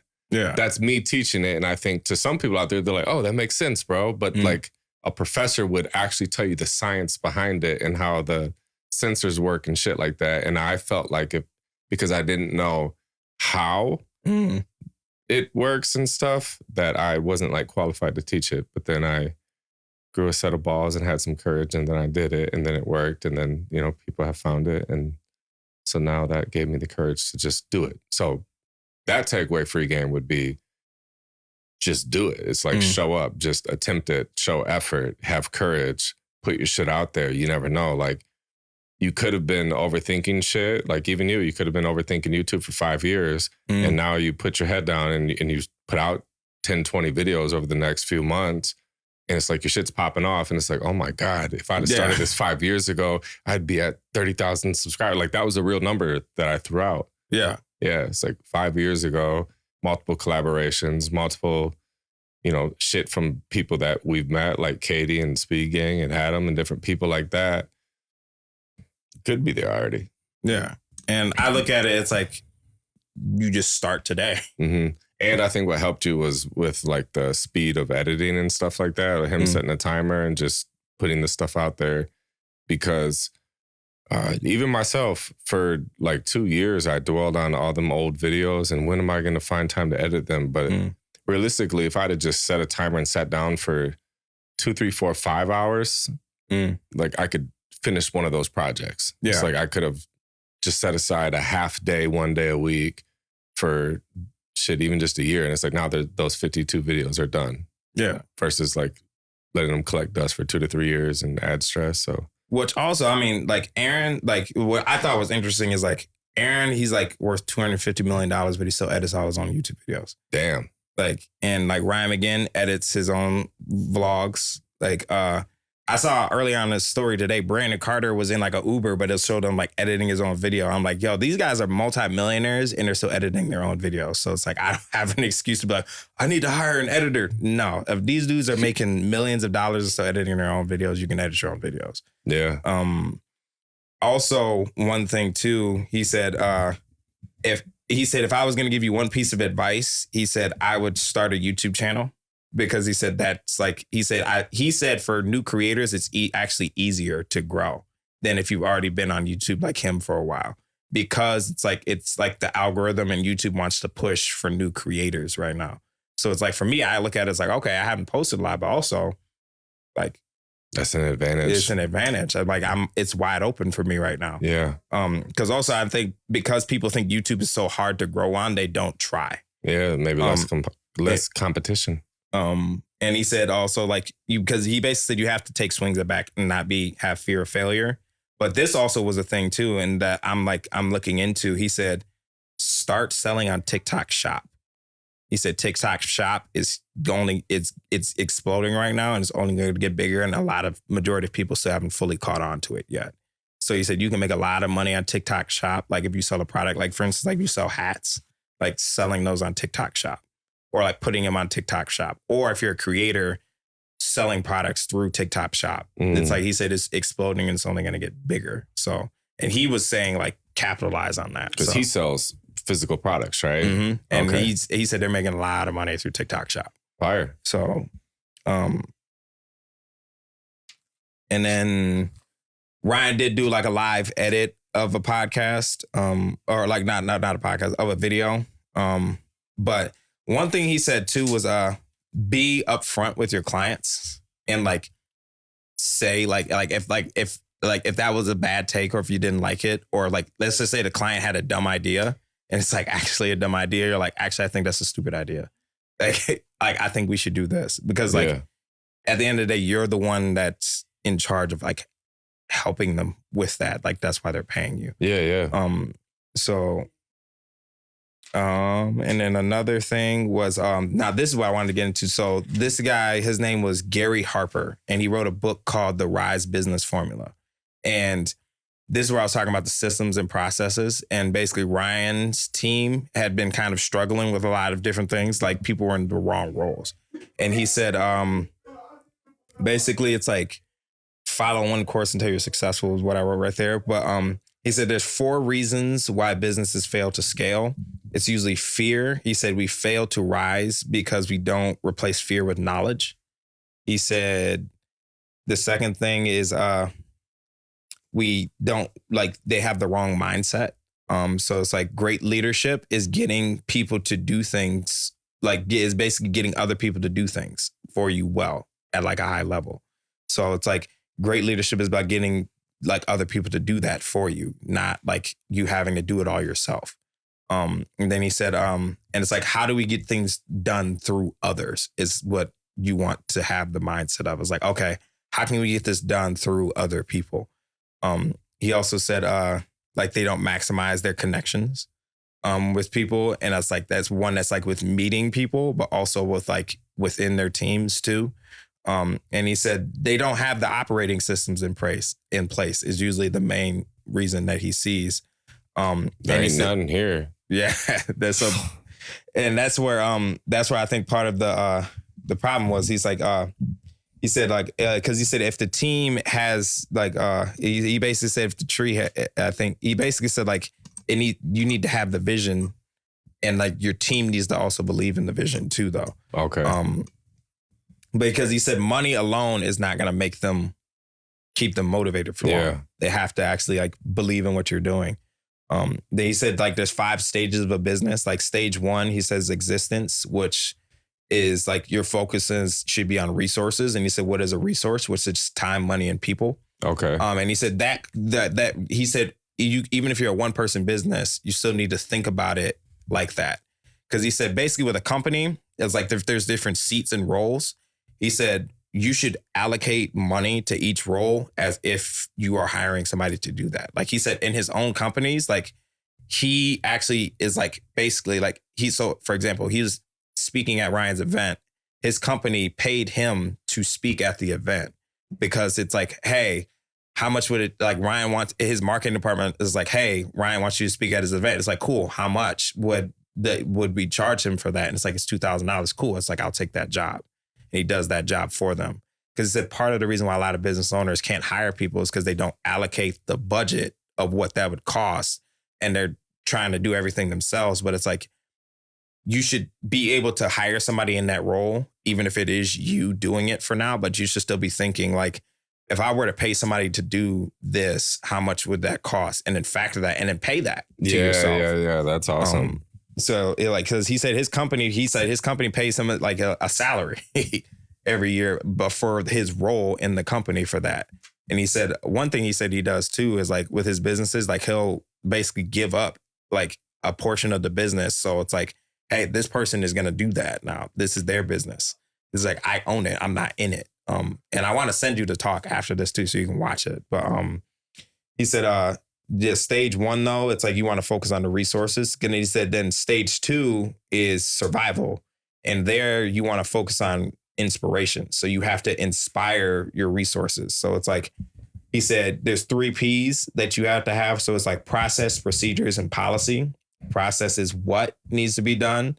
Procedures is how we do it. And then it's like policy is when we do it. Okay. And he said it's that then like stage 3 is success, which is like focusing on systems. So it's like stage 2, you inspire your resources. I think that's also getting people to believe in the vision. Okay. And then stage 3 is where you start building the systems. Because then he said, a lot of businesses get to stage 3 and then they kind of like stop because they don't necessarily think they need to go to stage 4. Gotcha. Because he used Crumble Cookie as the example of going through all 5 stages. Okay. But then he said like stage 4 is takeoff and expansion, which is like that's when you're starting to like focus on like engagement. And he said that's actually where most content comes in, is stage 4, where it's like you're already like now you're like you can focus on engagement, getting your name out there more, reaching more people and all that kind of stuff is where you can start focusing and doubling down on that is stage 4. And like brand and content and resource maturity is like, he said, you don't actually grow too fast. He said, a lot of people say, oh, they grew too fast. They grew too fast. He said, you didn't grow too fast. You just need to grow the right way. He said, your team is working, but not driven. It's because if your team is working, but it's not driven, it's basically not going to work. It's like, he said, one thing you want to do is build a process organizational chart, which is like, what are the different seats you have in your business? And then you need to figure out who is the best fit for each role. Like, for instance, like Ryan used the example for his team was like, he had to fire an operator because they weren't a good fit. Yeah. But he said, if I'm bringing in an operator, he found out this person actually needs to have zero desire to be on camera.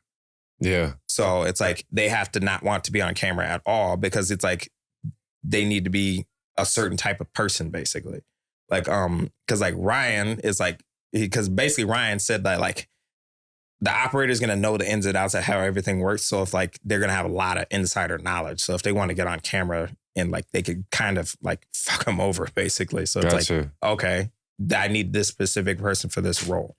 Because and he was saying like, and they used the test called I think the personality index, but that's where I was kind of saying like with Myers-Briggs, it's like, okay, for instance, like because I told Ryan, I'm like, around here, I'm like, I'm great at starting things, I'm great at getting things going, but I kind of like burn out towards the end of the race and like small details. They said, oh, you're just like Dre, and they have a guy on his team which they introduced me and. Basically, Dre, what he does is he manages all the virtual assistants for them. So like he goes back and forth and talks to all of them and kind of, because Dre's an extrovert too. So it's like he's very good at like kind of managing that aspect of things. And then like Luis is more of like very good at like helping Ryan come up with the ideas, innovation, all the different things. So it's kind of like Savannah and Kim, they're his quality control people. So like all the editors have to submit the videos to them before they're sent out to get posted. So it's kind of like they have all these different people in these different roles. And a lot of it is kind of part of it is based off of like personality type. Because that's why I was thinking for the studio, it's like, okay. And I did kind of think, if I know the personality type of everybody in the studio, we can kind of figure out who might be good at what. Yeah, for sure. Because then also it helps you figure out where you're missing things where you need to hire. Because basically they said with his team, they lacked a lot of tenacity, or like, which I think was a lot more of like the detail oriented stuff is what they used on the test. And I was like, with me and Crack, it's like, I told me and Crack, we're great at brainstorming, great at coming up with the ideas and everything like that. But when it comes sometimes to like executing and having somebody implement it, it's like, oh, they said, oh yeah, you need somebody that's really like, basically you need an executor. You need somebody that's like, they're very good at that. So I think when it comes to like hiring for certain roles, I remember you said like video editing. It's like, yo, I need somebody who's like a hermit. Yeah. Like they have to like love video editing. They have to love being like they have to introverted for sure too. Like love sitting and just sitting behind the computer all day. And I know for me, like I brought it up to you, like I can edit videos, but you're not an editor. Yeah, at heart. And it's like, but for me, naturally, I'm more like I love people. Like I'm like, because the thing I don't like about video editing is I'm like, fuck, I got to sit behind this computer for like 4 hours. Yeah. And like I can't talk to anybody. I can't do anything. I'm just stuck here. But then there's other people out there that get drained from being around people. And they're like, another hour being around people. I can't stand this. I want to go back home and be alone in my room. And I'd rather just get the work done and be left alone. And so that's where, you have different people in different roles. Because then he used, like, he basically said talent accountability. He said you have the heart, the head, the hands, and the feet. So he said the heart and the hands is about performance, and then the head and the feet is about potential. And I could be wrong, but he basically had like this chart where it's like he had one arrow going up and one arrow going to the right, and a bunch, and he was kind of moving fast on it, but and I was going to go back through it again today and really be able to say it. But it's kind of like there's certain parameters where it's like you can kind of figure out where this person can fit in your organization, or if they are a good fit. Because everybody's not a good fit. They might be like, because it could be like you want somebody who is a video editor, but they really want to be like out there and on camera. And it's like, okay, you're not good. Like you're not a good fit for the video editor. Setting them up for failure by putting them in the wrong position. Yes. And he said that's part of like, he said that's where he meant by like, you get the team that each leader has the team that they deserve. So it's like if you're not happy with your team, it's probably something that you did, is what he said too. But he also said too, like for inspiration, he said, your team will only work for you if you are a great leader. So it's like, if you're a great leader, they will want to work for you. Mm-hmm. And he said, most CEOs are obsessed with scale and not obsessed with the purpose of the business. And he said, purpose, it goes into passion, goes into obsession, which goes into focus, which goes into success. Which I know that's a big thing that you've been talking about around here is like passion. Which I think passion comes from purpose, is what he's saying. It's like, okay, what's my purpose? Does my purpose align with what you guys are trying to do here?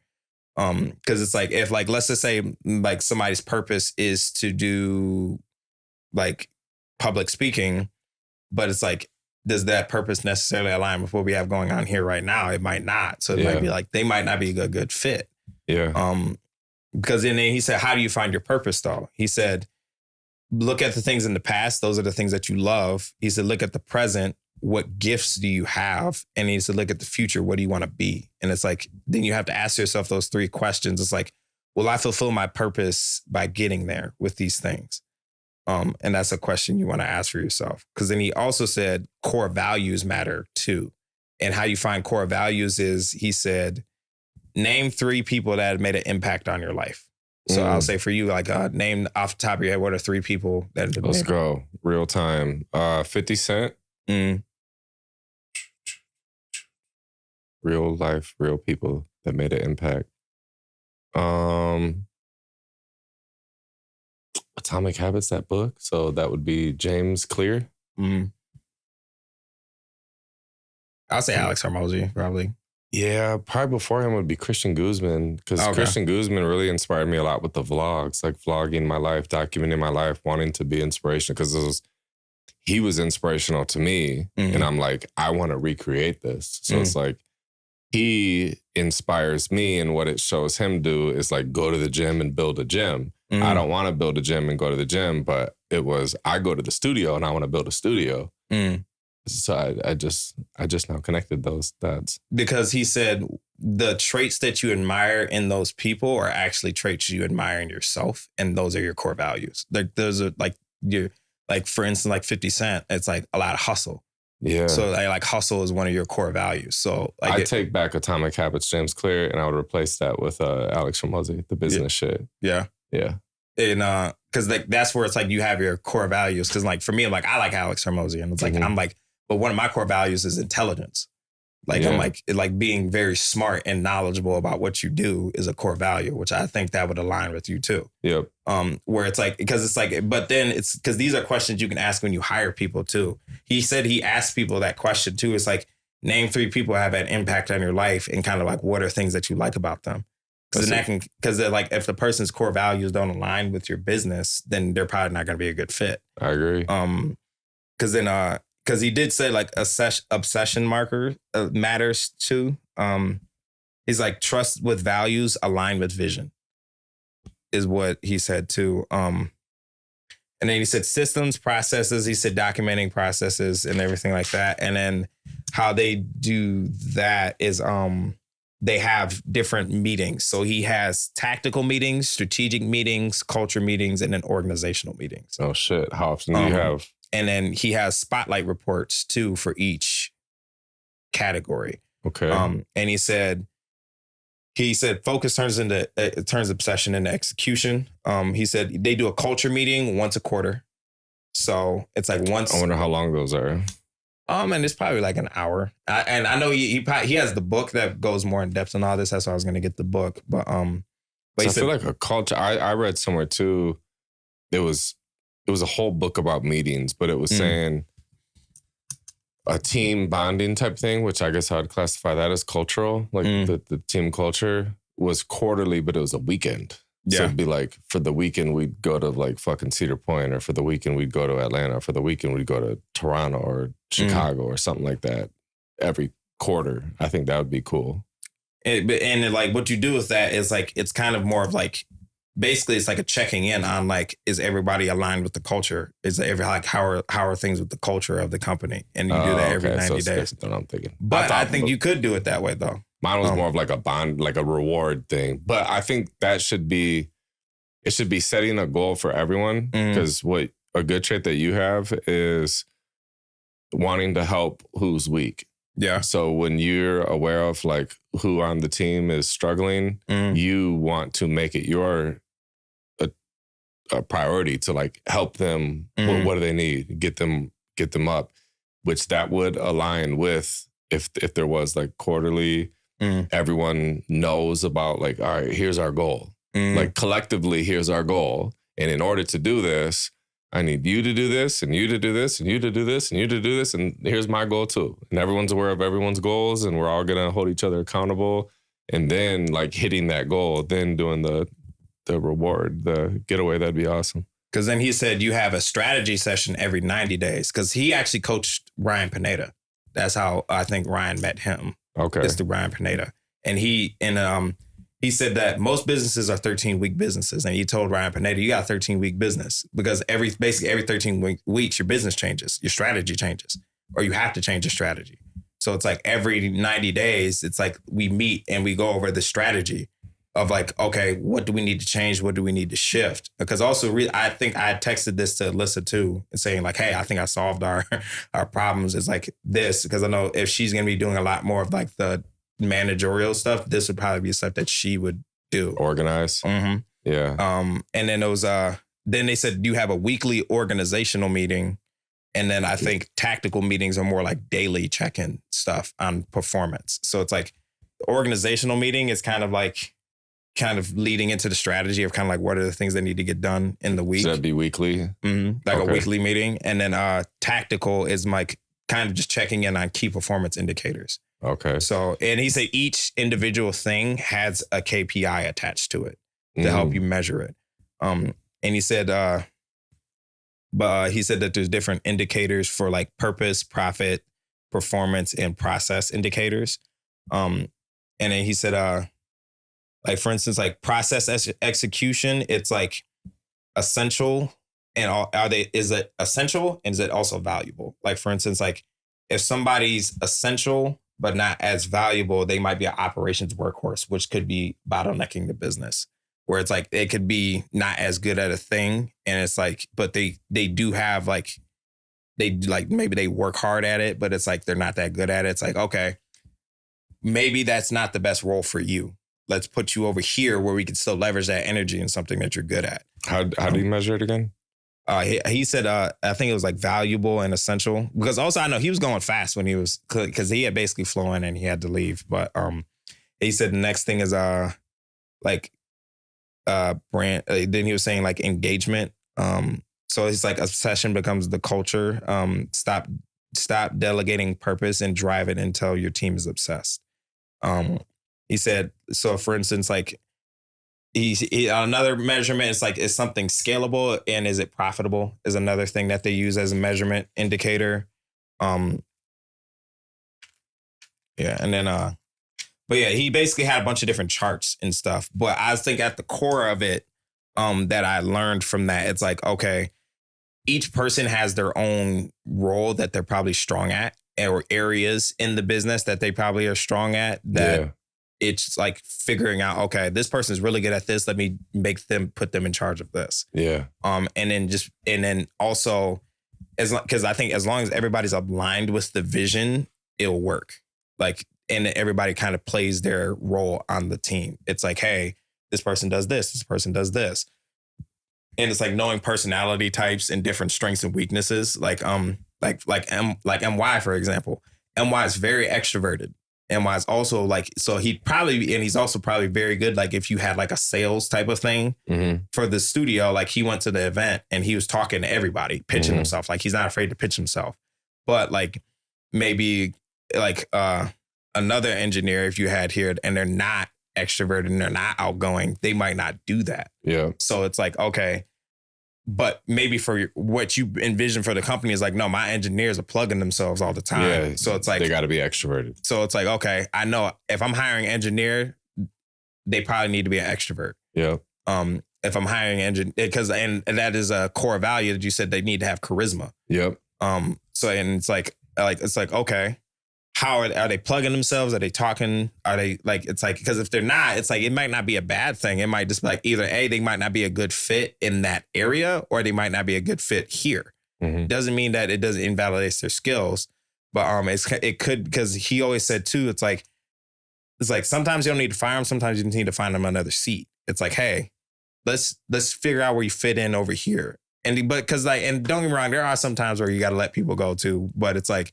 kind of knowing the strengths and weaknesses before they come into helps with like hiring. Because I know that's one thing you guys are basically going to be doing is hiring a bunch of people on. Yeah. So it's kind of like knowing what type of person fits best for each role. Yeah. Would be important. I'd like you involved with having them take the personality test. Yeah, I'd love that. I think that's like an area of like expertise for the psychology side of, okay, what type of person would be good at this role? What traits would they have? Okay, now does this person have those traits? Yeah, they may be interested in like doing video and stuff, but they don't have the personality trait that aligns with like what would make them thrive at this. Yeah. And then let's see here.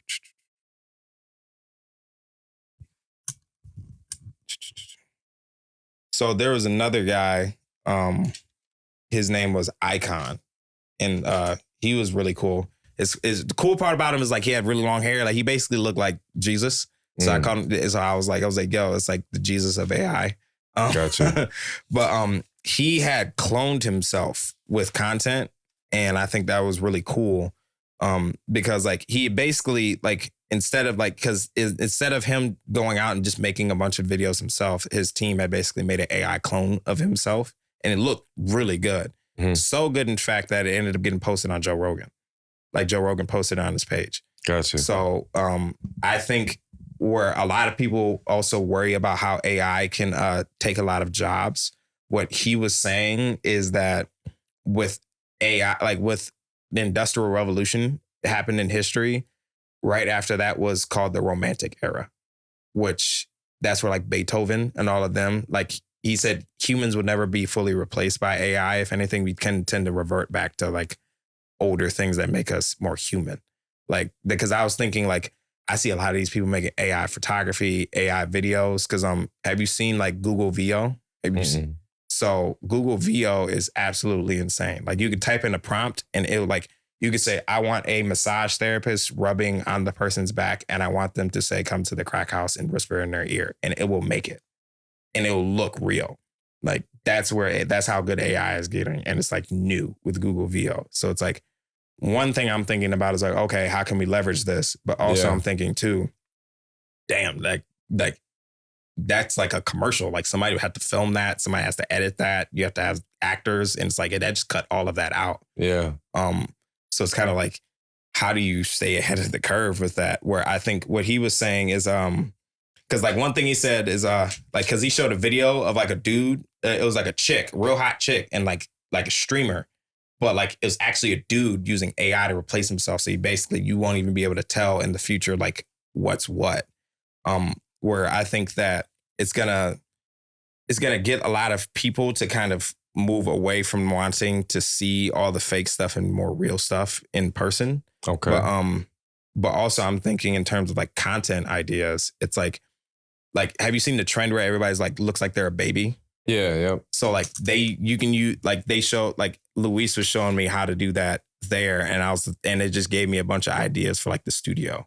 Cause I'm thinking like we could do an ad where it's like a lot of the crazy ad ideas we come up with could probably be done with AI now. So like, that's where I would say the free game that comes to my mind for that is like with AI, you want to leverage it to speed up your workflow. Cause like with him, like the fact that like it'd be like me making an AI clone of you and then making the scripts. And now we're cranking out like 100 videos, short form videos of you, but you don't have to film all of them anymore. We're using AI to make all of your videos. And it's like, it looks like you, it talks like you, it has your mannerisms and stuff like that. But it's like touching on the topics that are real to you. Because that was one of the main lessons I took away too, is like, you want to, like AI would be like the kind of like, the tool you're using, but it's still like the human emotion is what people will still connect with. I agree. So, because like I'll show you Google VO actually. Like well, that ties back to the authentic content and being genuine and vulnerable. Because AI is not that. Because like check this out.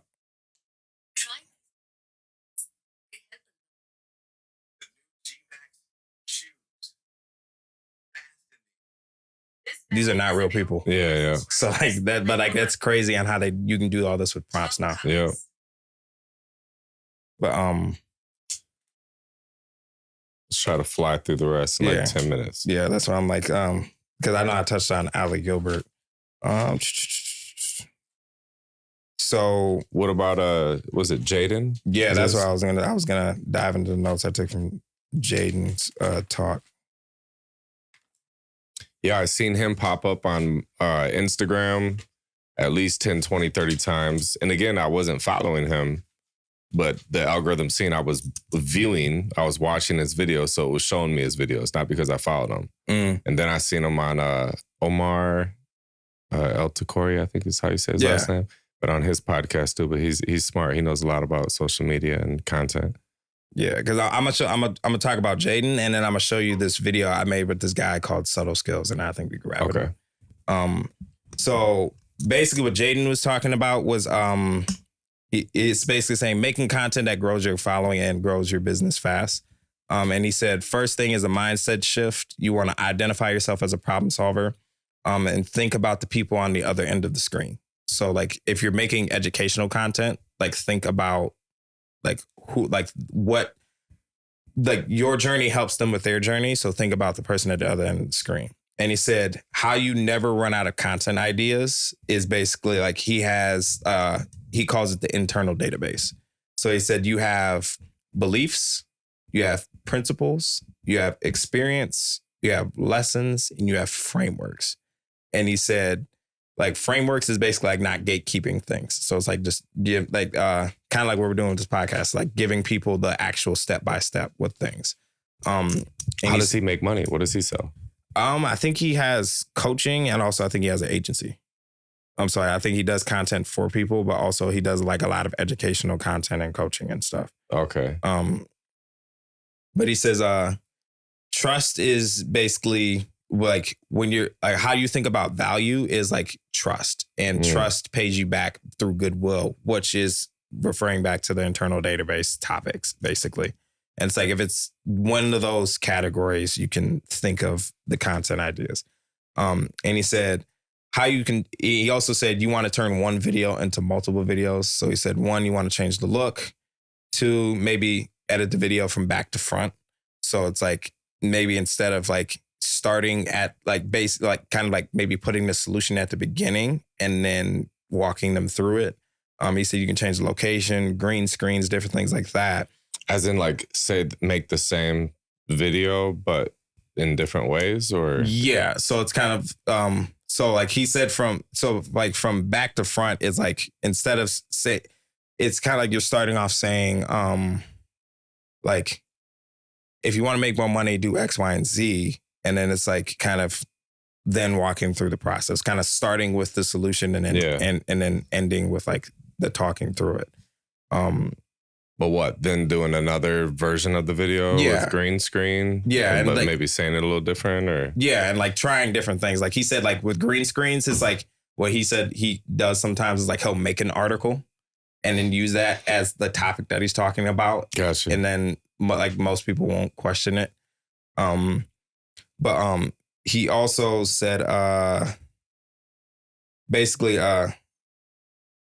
like his strategy would be like post 2 videos a day. One's a top of funnel video, and then one's more of like internal database video. So maybe one is more of like top of funnel pushing the thing that you're offering, or like the PDF and stuff like that. And then he said the second thing would be more of like talking head, a Yap video, podcast clip, or something like that. And he said that's what he would recommend to start doing that. Interesting, 2 posts a day. Yeah. So I think so some people are like, I'm doing the social media thing, it's not working, and I'm posting twice a week. Yeah. He's saying 14 times a week. Yeah. But that's a common theme. Okay, so there's a few coaches that I follow that they charge $5,000 to $10,000 for coaching for growing your brand and business and social media and personal, all that shit. And what they recommend with everyone is twice a day. Yeah. Which, I mean, we've been talking about, there's a way easier ways you can do multiple ones. Like, and I think the cheat code for me to be able to do that, it's this. Yeah, that's so all the videos because I filmed content with a couple, like with Jaden and them, I filmed them on my phone. I didn't film them on my camera. The camera is a bottleneck, man. The camera requires the settings on the camera. The phone, you can pull it out and it just, press record. The camera requires, like all of the settings. Do you have the aperture correct, the shutter speed, the ISO, the white balance, the audio volume, and then when you get done, now you're dumping the footage on the computer and then opening it up in video editing software and then going through everything. And it's like, or it's just right there on your phone. Yeah. I think I'm sold right now from this on at least 50% of my content will be phone. Yeah. Yeah. Because I think too, what I've noticed is like, if you want to film in certain places or like film with people, like they, like if you're like, hey, I want to film, like I make TikTok videos and you're filming on your phone, they're like, oh yeah. But like the camera, people are like, oh. It's like, intimidating. Yeah.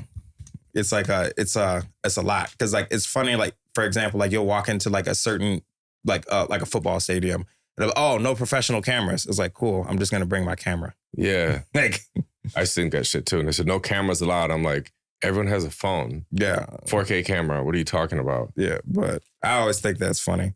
But he did say too, what he does is, and this was like the main thing to talk, he calls it the anti-campaign. So let's just say all of your competition is doing like, here's how to lose weight. It's like, he says, instead of saying, here's how to lose weight, instead of saying, I'm going to help you lose 10 pounds with this method, say, you're going to be forever if you don't start doing this. The anti-campaign. So it's like, I like that. So it's like, for instance, like you're never going to grow on social media if you don't start posting. Exactly. So, and also he said, make searchable content too. He said, your people are actively searching for the solution that you provide. So, he said, make searchable content and then combine that with the anti-campaign. So like make a video about like, for me, it'd be like that's where I think it would be like, you're never like, if let's just say I was a photographer helping guys with Tinder, it's like, you're never going to get laid if you don't do this.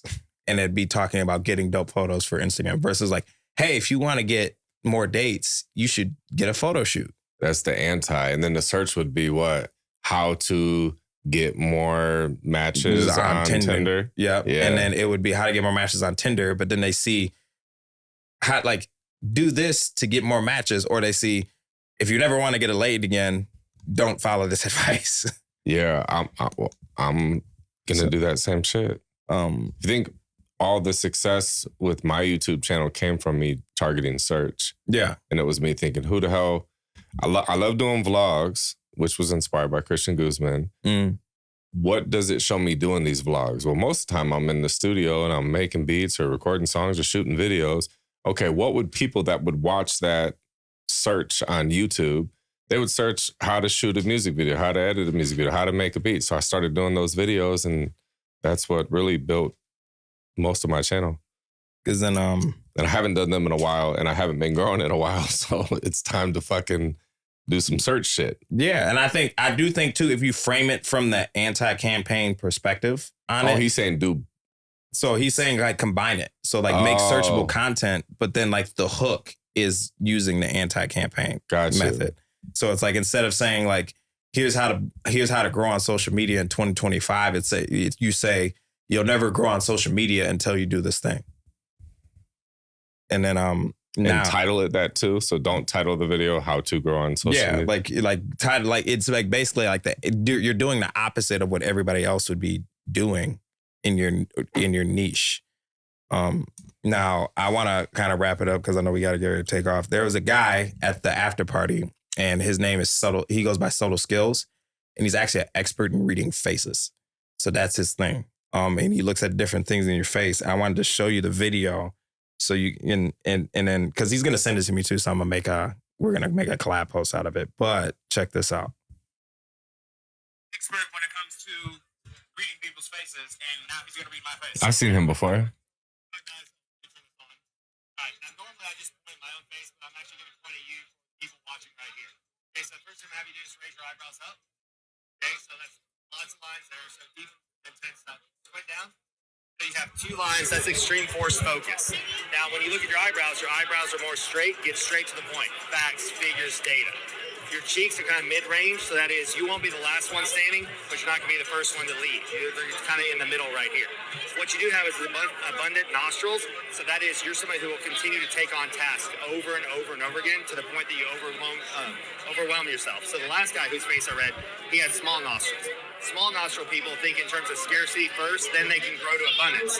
People with larger nostrils think in terms of abundance first, so they tend to take on too many tasks. Now, one of the great things you have is you have that Cupid's bow right here in your lip. That's a subconscious sign that says, listen to me when I talk. So make sure whenever you get that mustache, you do a great job right now. But if you ever grow it thicker, keep trimming that so that we can always see that lip, because that's a gift. There's only 3 consensus builders that are on somebody's face, and that is when you can't see a shape of eyebrows, those are called chameleon eyebrows. Dimples are number 2. That Cupid's bow is number 3. You naturally have one. That's a gift. Use it. Okay. Not super strong jaws. So once you make up your mind, you can latch in, but you can easily change your mind and opinion in a heartbeat. Smaller chin like me, criticism hurts a little bit more when we hear it. It's like shouting in our heads. Versus people who have larger chins like he does, then he's like, I don't care. Okay. And then you have larger eyes, smaller ears, so you're visual first, auditory second. So if I'm trying to sell you on something, I'm going to say things like, hey, do you see where I'm coming from? Can you picture this? I'm going to use all visual terms. Make sense? Yeah. Okay. And then take your hat off real fast. Turn that way. So you have more of a rounded forehead. That's an outside-the-box thinker. Don't tell me exactly how I do it. Just give me guardrails and let me go from there. Make sense? Oh, yeah. All right. That's it. What do you think about that? That's great. That's all spot on. Yeah. Yeah. Yeah. I literally had just met him. He didn't know anything about me. I didn't tell him anything about me either. And that's spot on. You want to know what's crazy? While What? I was there, I had him do it for you too. Like I pulled up a picture of you and had him read it. And he said, we both have the nostril thing. Like, so he said, we both tend to have a tendency to take on too many tasks, but because we think with abundance first. Yeah. Because also he said with your eyebrows, he said, based off of your eyebrow shape, you think about other people first before you think about yourself. That's what you said about my eyebrows? Mhm. Oh, shit. So like when the video comes out, I'll make sure I'll have him collab posted with you. So, but yeah, no, I thought fascinating. That's how I was like, yo, that's crazy. Hey, motherfuckers, get in the room. Yeah. Get in the room. Yes, you can watch the replay of the whole live event and shit, but like there's a power in being in the room. You get to meet the people. You were there. You experienced it. So like the energy, because energy is huge too. Mm-hmm. So you can be at home and watching the replay and stuff, but like when you're in the room, you felt the energy. Mm-hmm. So, and also you get to actually meet these people, connect with these people. You get to get their Instagrams. I'm in a video with him. So I'm going to make content out of it and post it and then invite him as a collaborator. And he might just be like, accept and then share it. So then that exposes you to a whole new audience. Because also I do know this, after you come from events, it's like you have like this high for at least like a week and a half. Hopefully it carries for a month. Yeah. Or a quarter. Yeah, I would say, but they usually say around 3 months you should try to go to another event. But I look at it like this. For me though, it's like I'm trying to capitalize off of that as much as possible and build momentum. You're already doing it. You just flew back today and you're already making you're on the Free Game with Crack podcast, dropping gems and game. And now you have so many 10, 15 different clips you could have just from this. I did make another video, which I have to chop up. And I was asking him about photography. And he said, actually, people have a business side and a personal side. He said the personal side, he said, when you get married, what hand does your ring usually go on? Left. That's your personal side. He said your business side is usually the right side. So I was like, okay. It's like, because also that just tells me too, when I'm taking portraits of people, probably have them turn the head more this way now. If it's a headshot, but if it's more of a personal picture, you want more personal, have them turn this way. So I'm like, okay, that's just, and I just think it's fascinating. I never would have learned that if I didn't go to the event. So it's like, because like that was upstairs at the VIP party. It wasn't during the live at all. So like you never would even learn that information if you didn't go actually to the event. So damn, man. Hey, make sure you're following me on Instagram because we're going to throw an event before the end of the year. Like in the third or fourth quarter of this year, we'll put the word out there at least 3 months in advance. I want people to come here, check out Crack House Studios. Maybe that would be like the grand opening, and it's an event that's like 2 or 3 days long. There's a VIP thing. Yeah. Yeah. For sure. And then I think you should have an after party afterwards. 100%. I want to have an after party. I want to have the VIP thing. Yeah, I just want it to be a great fucking time where people that may have been following for years, you know, there's never been an invite to say, hey, do you want to meet up? Or we're having a meetup, or you see the studio. And plus now, given it let's say it's 3 to 6 months from now, over the next 3 to 6 months, there's so much content that's going to come out. The studio is going to continue to grow so much. The live shit.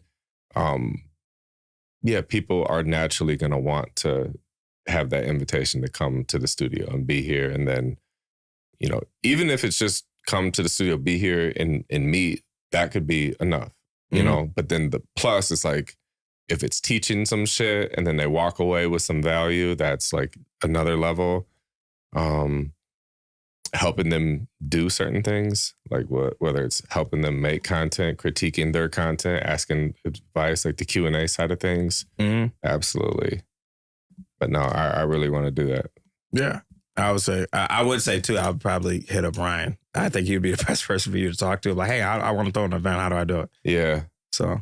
Absolutely. Well, lots of free game, guys. Make sure you follow Malik on social media. Just search Malik Brand. Yep. That is my actual last name too, by the way. Yeah. And my first name. King Brand. That's exactly what it means. Well, yeah. Thanks for watching. If you're on YouTube, please subscribe. If you're listening on Spotify, please give it a 5-star review.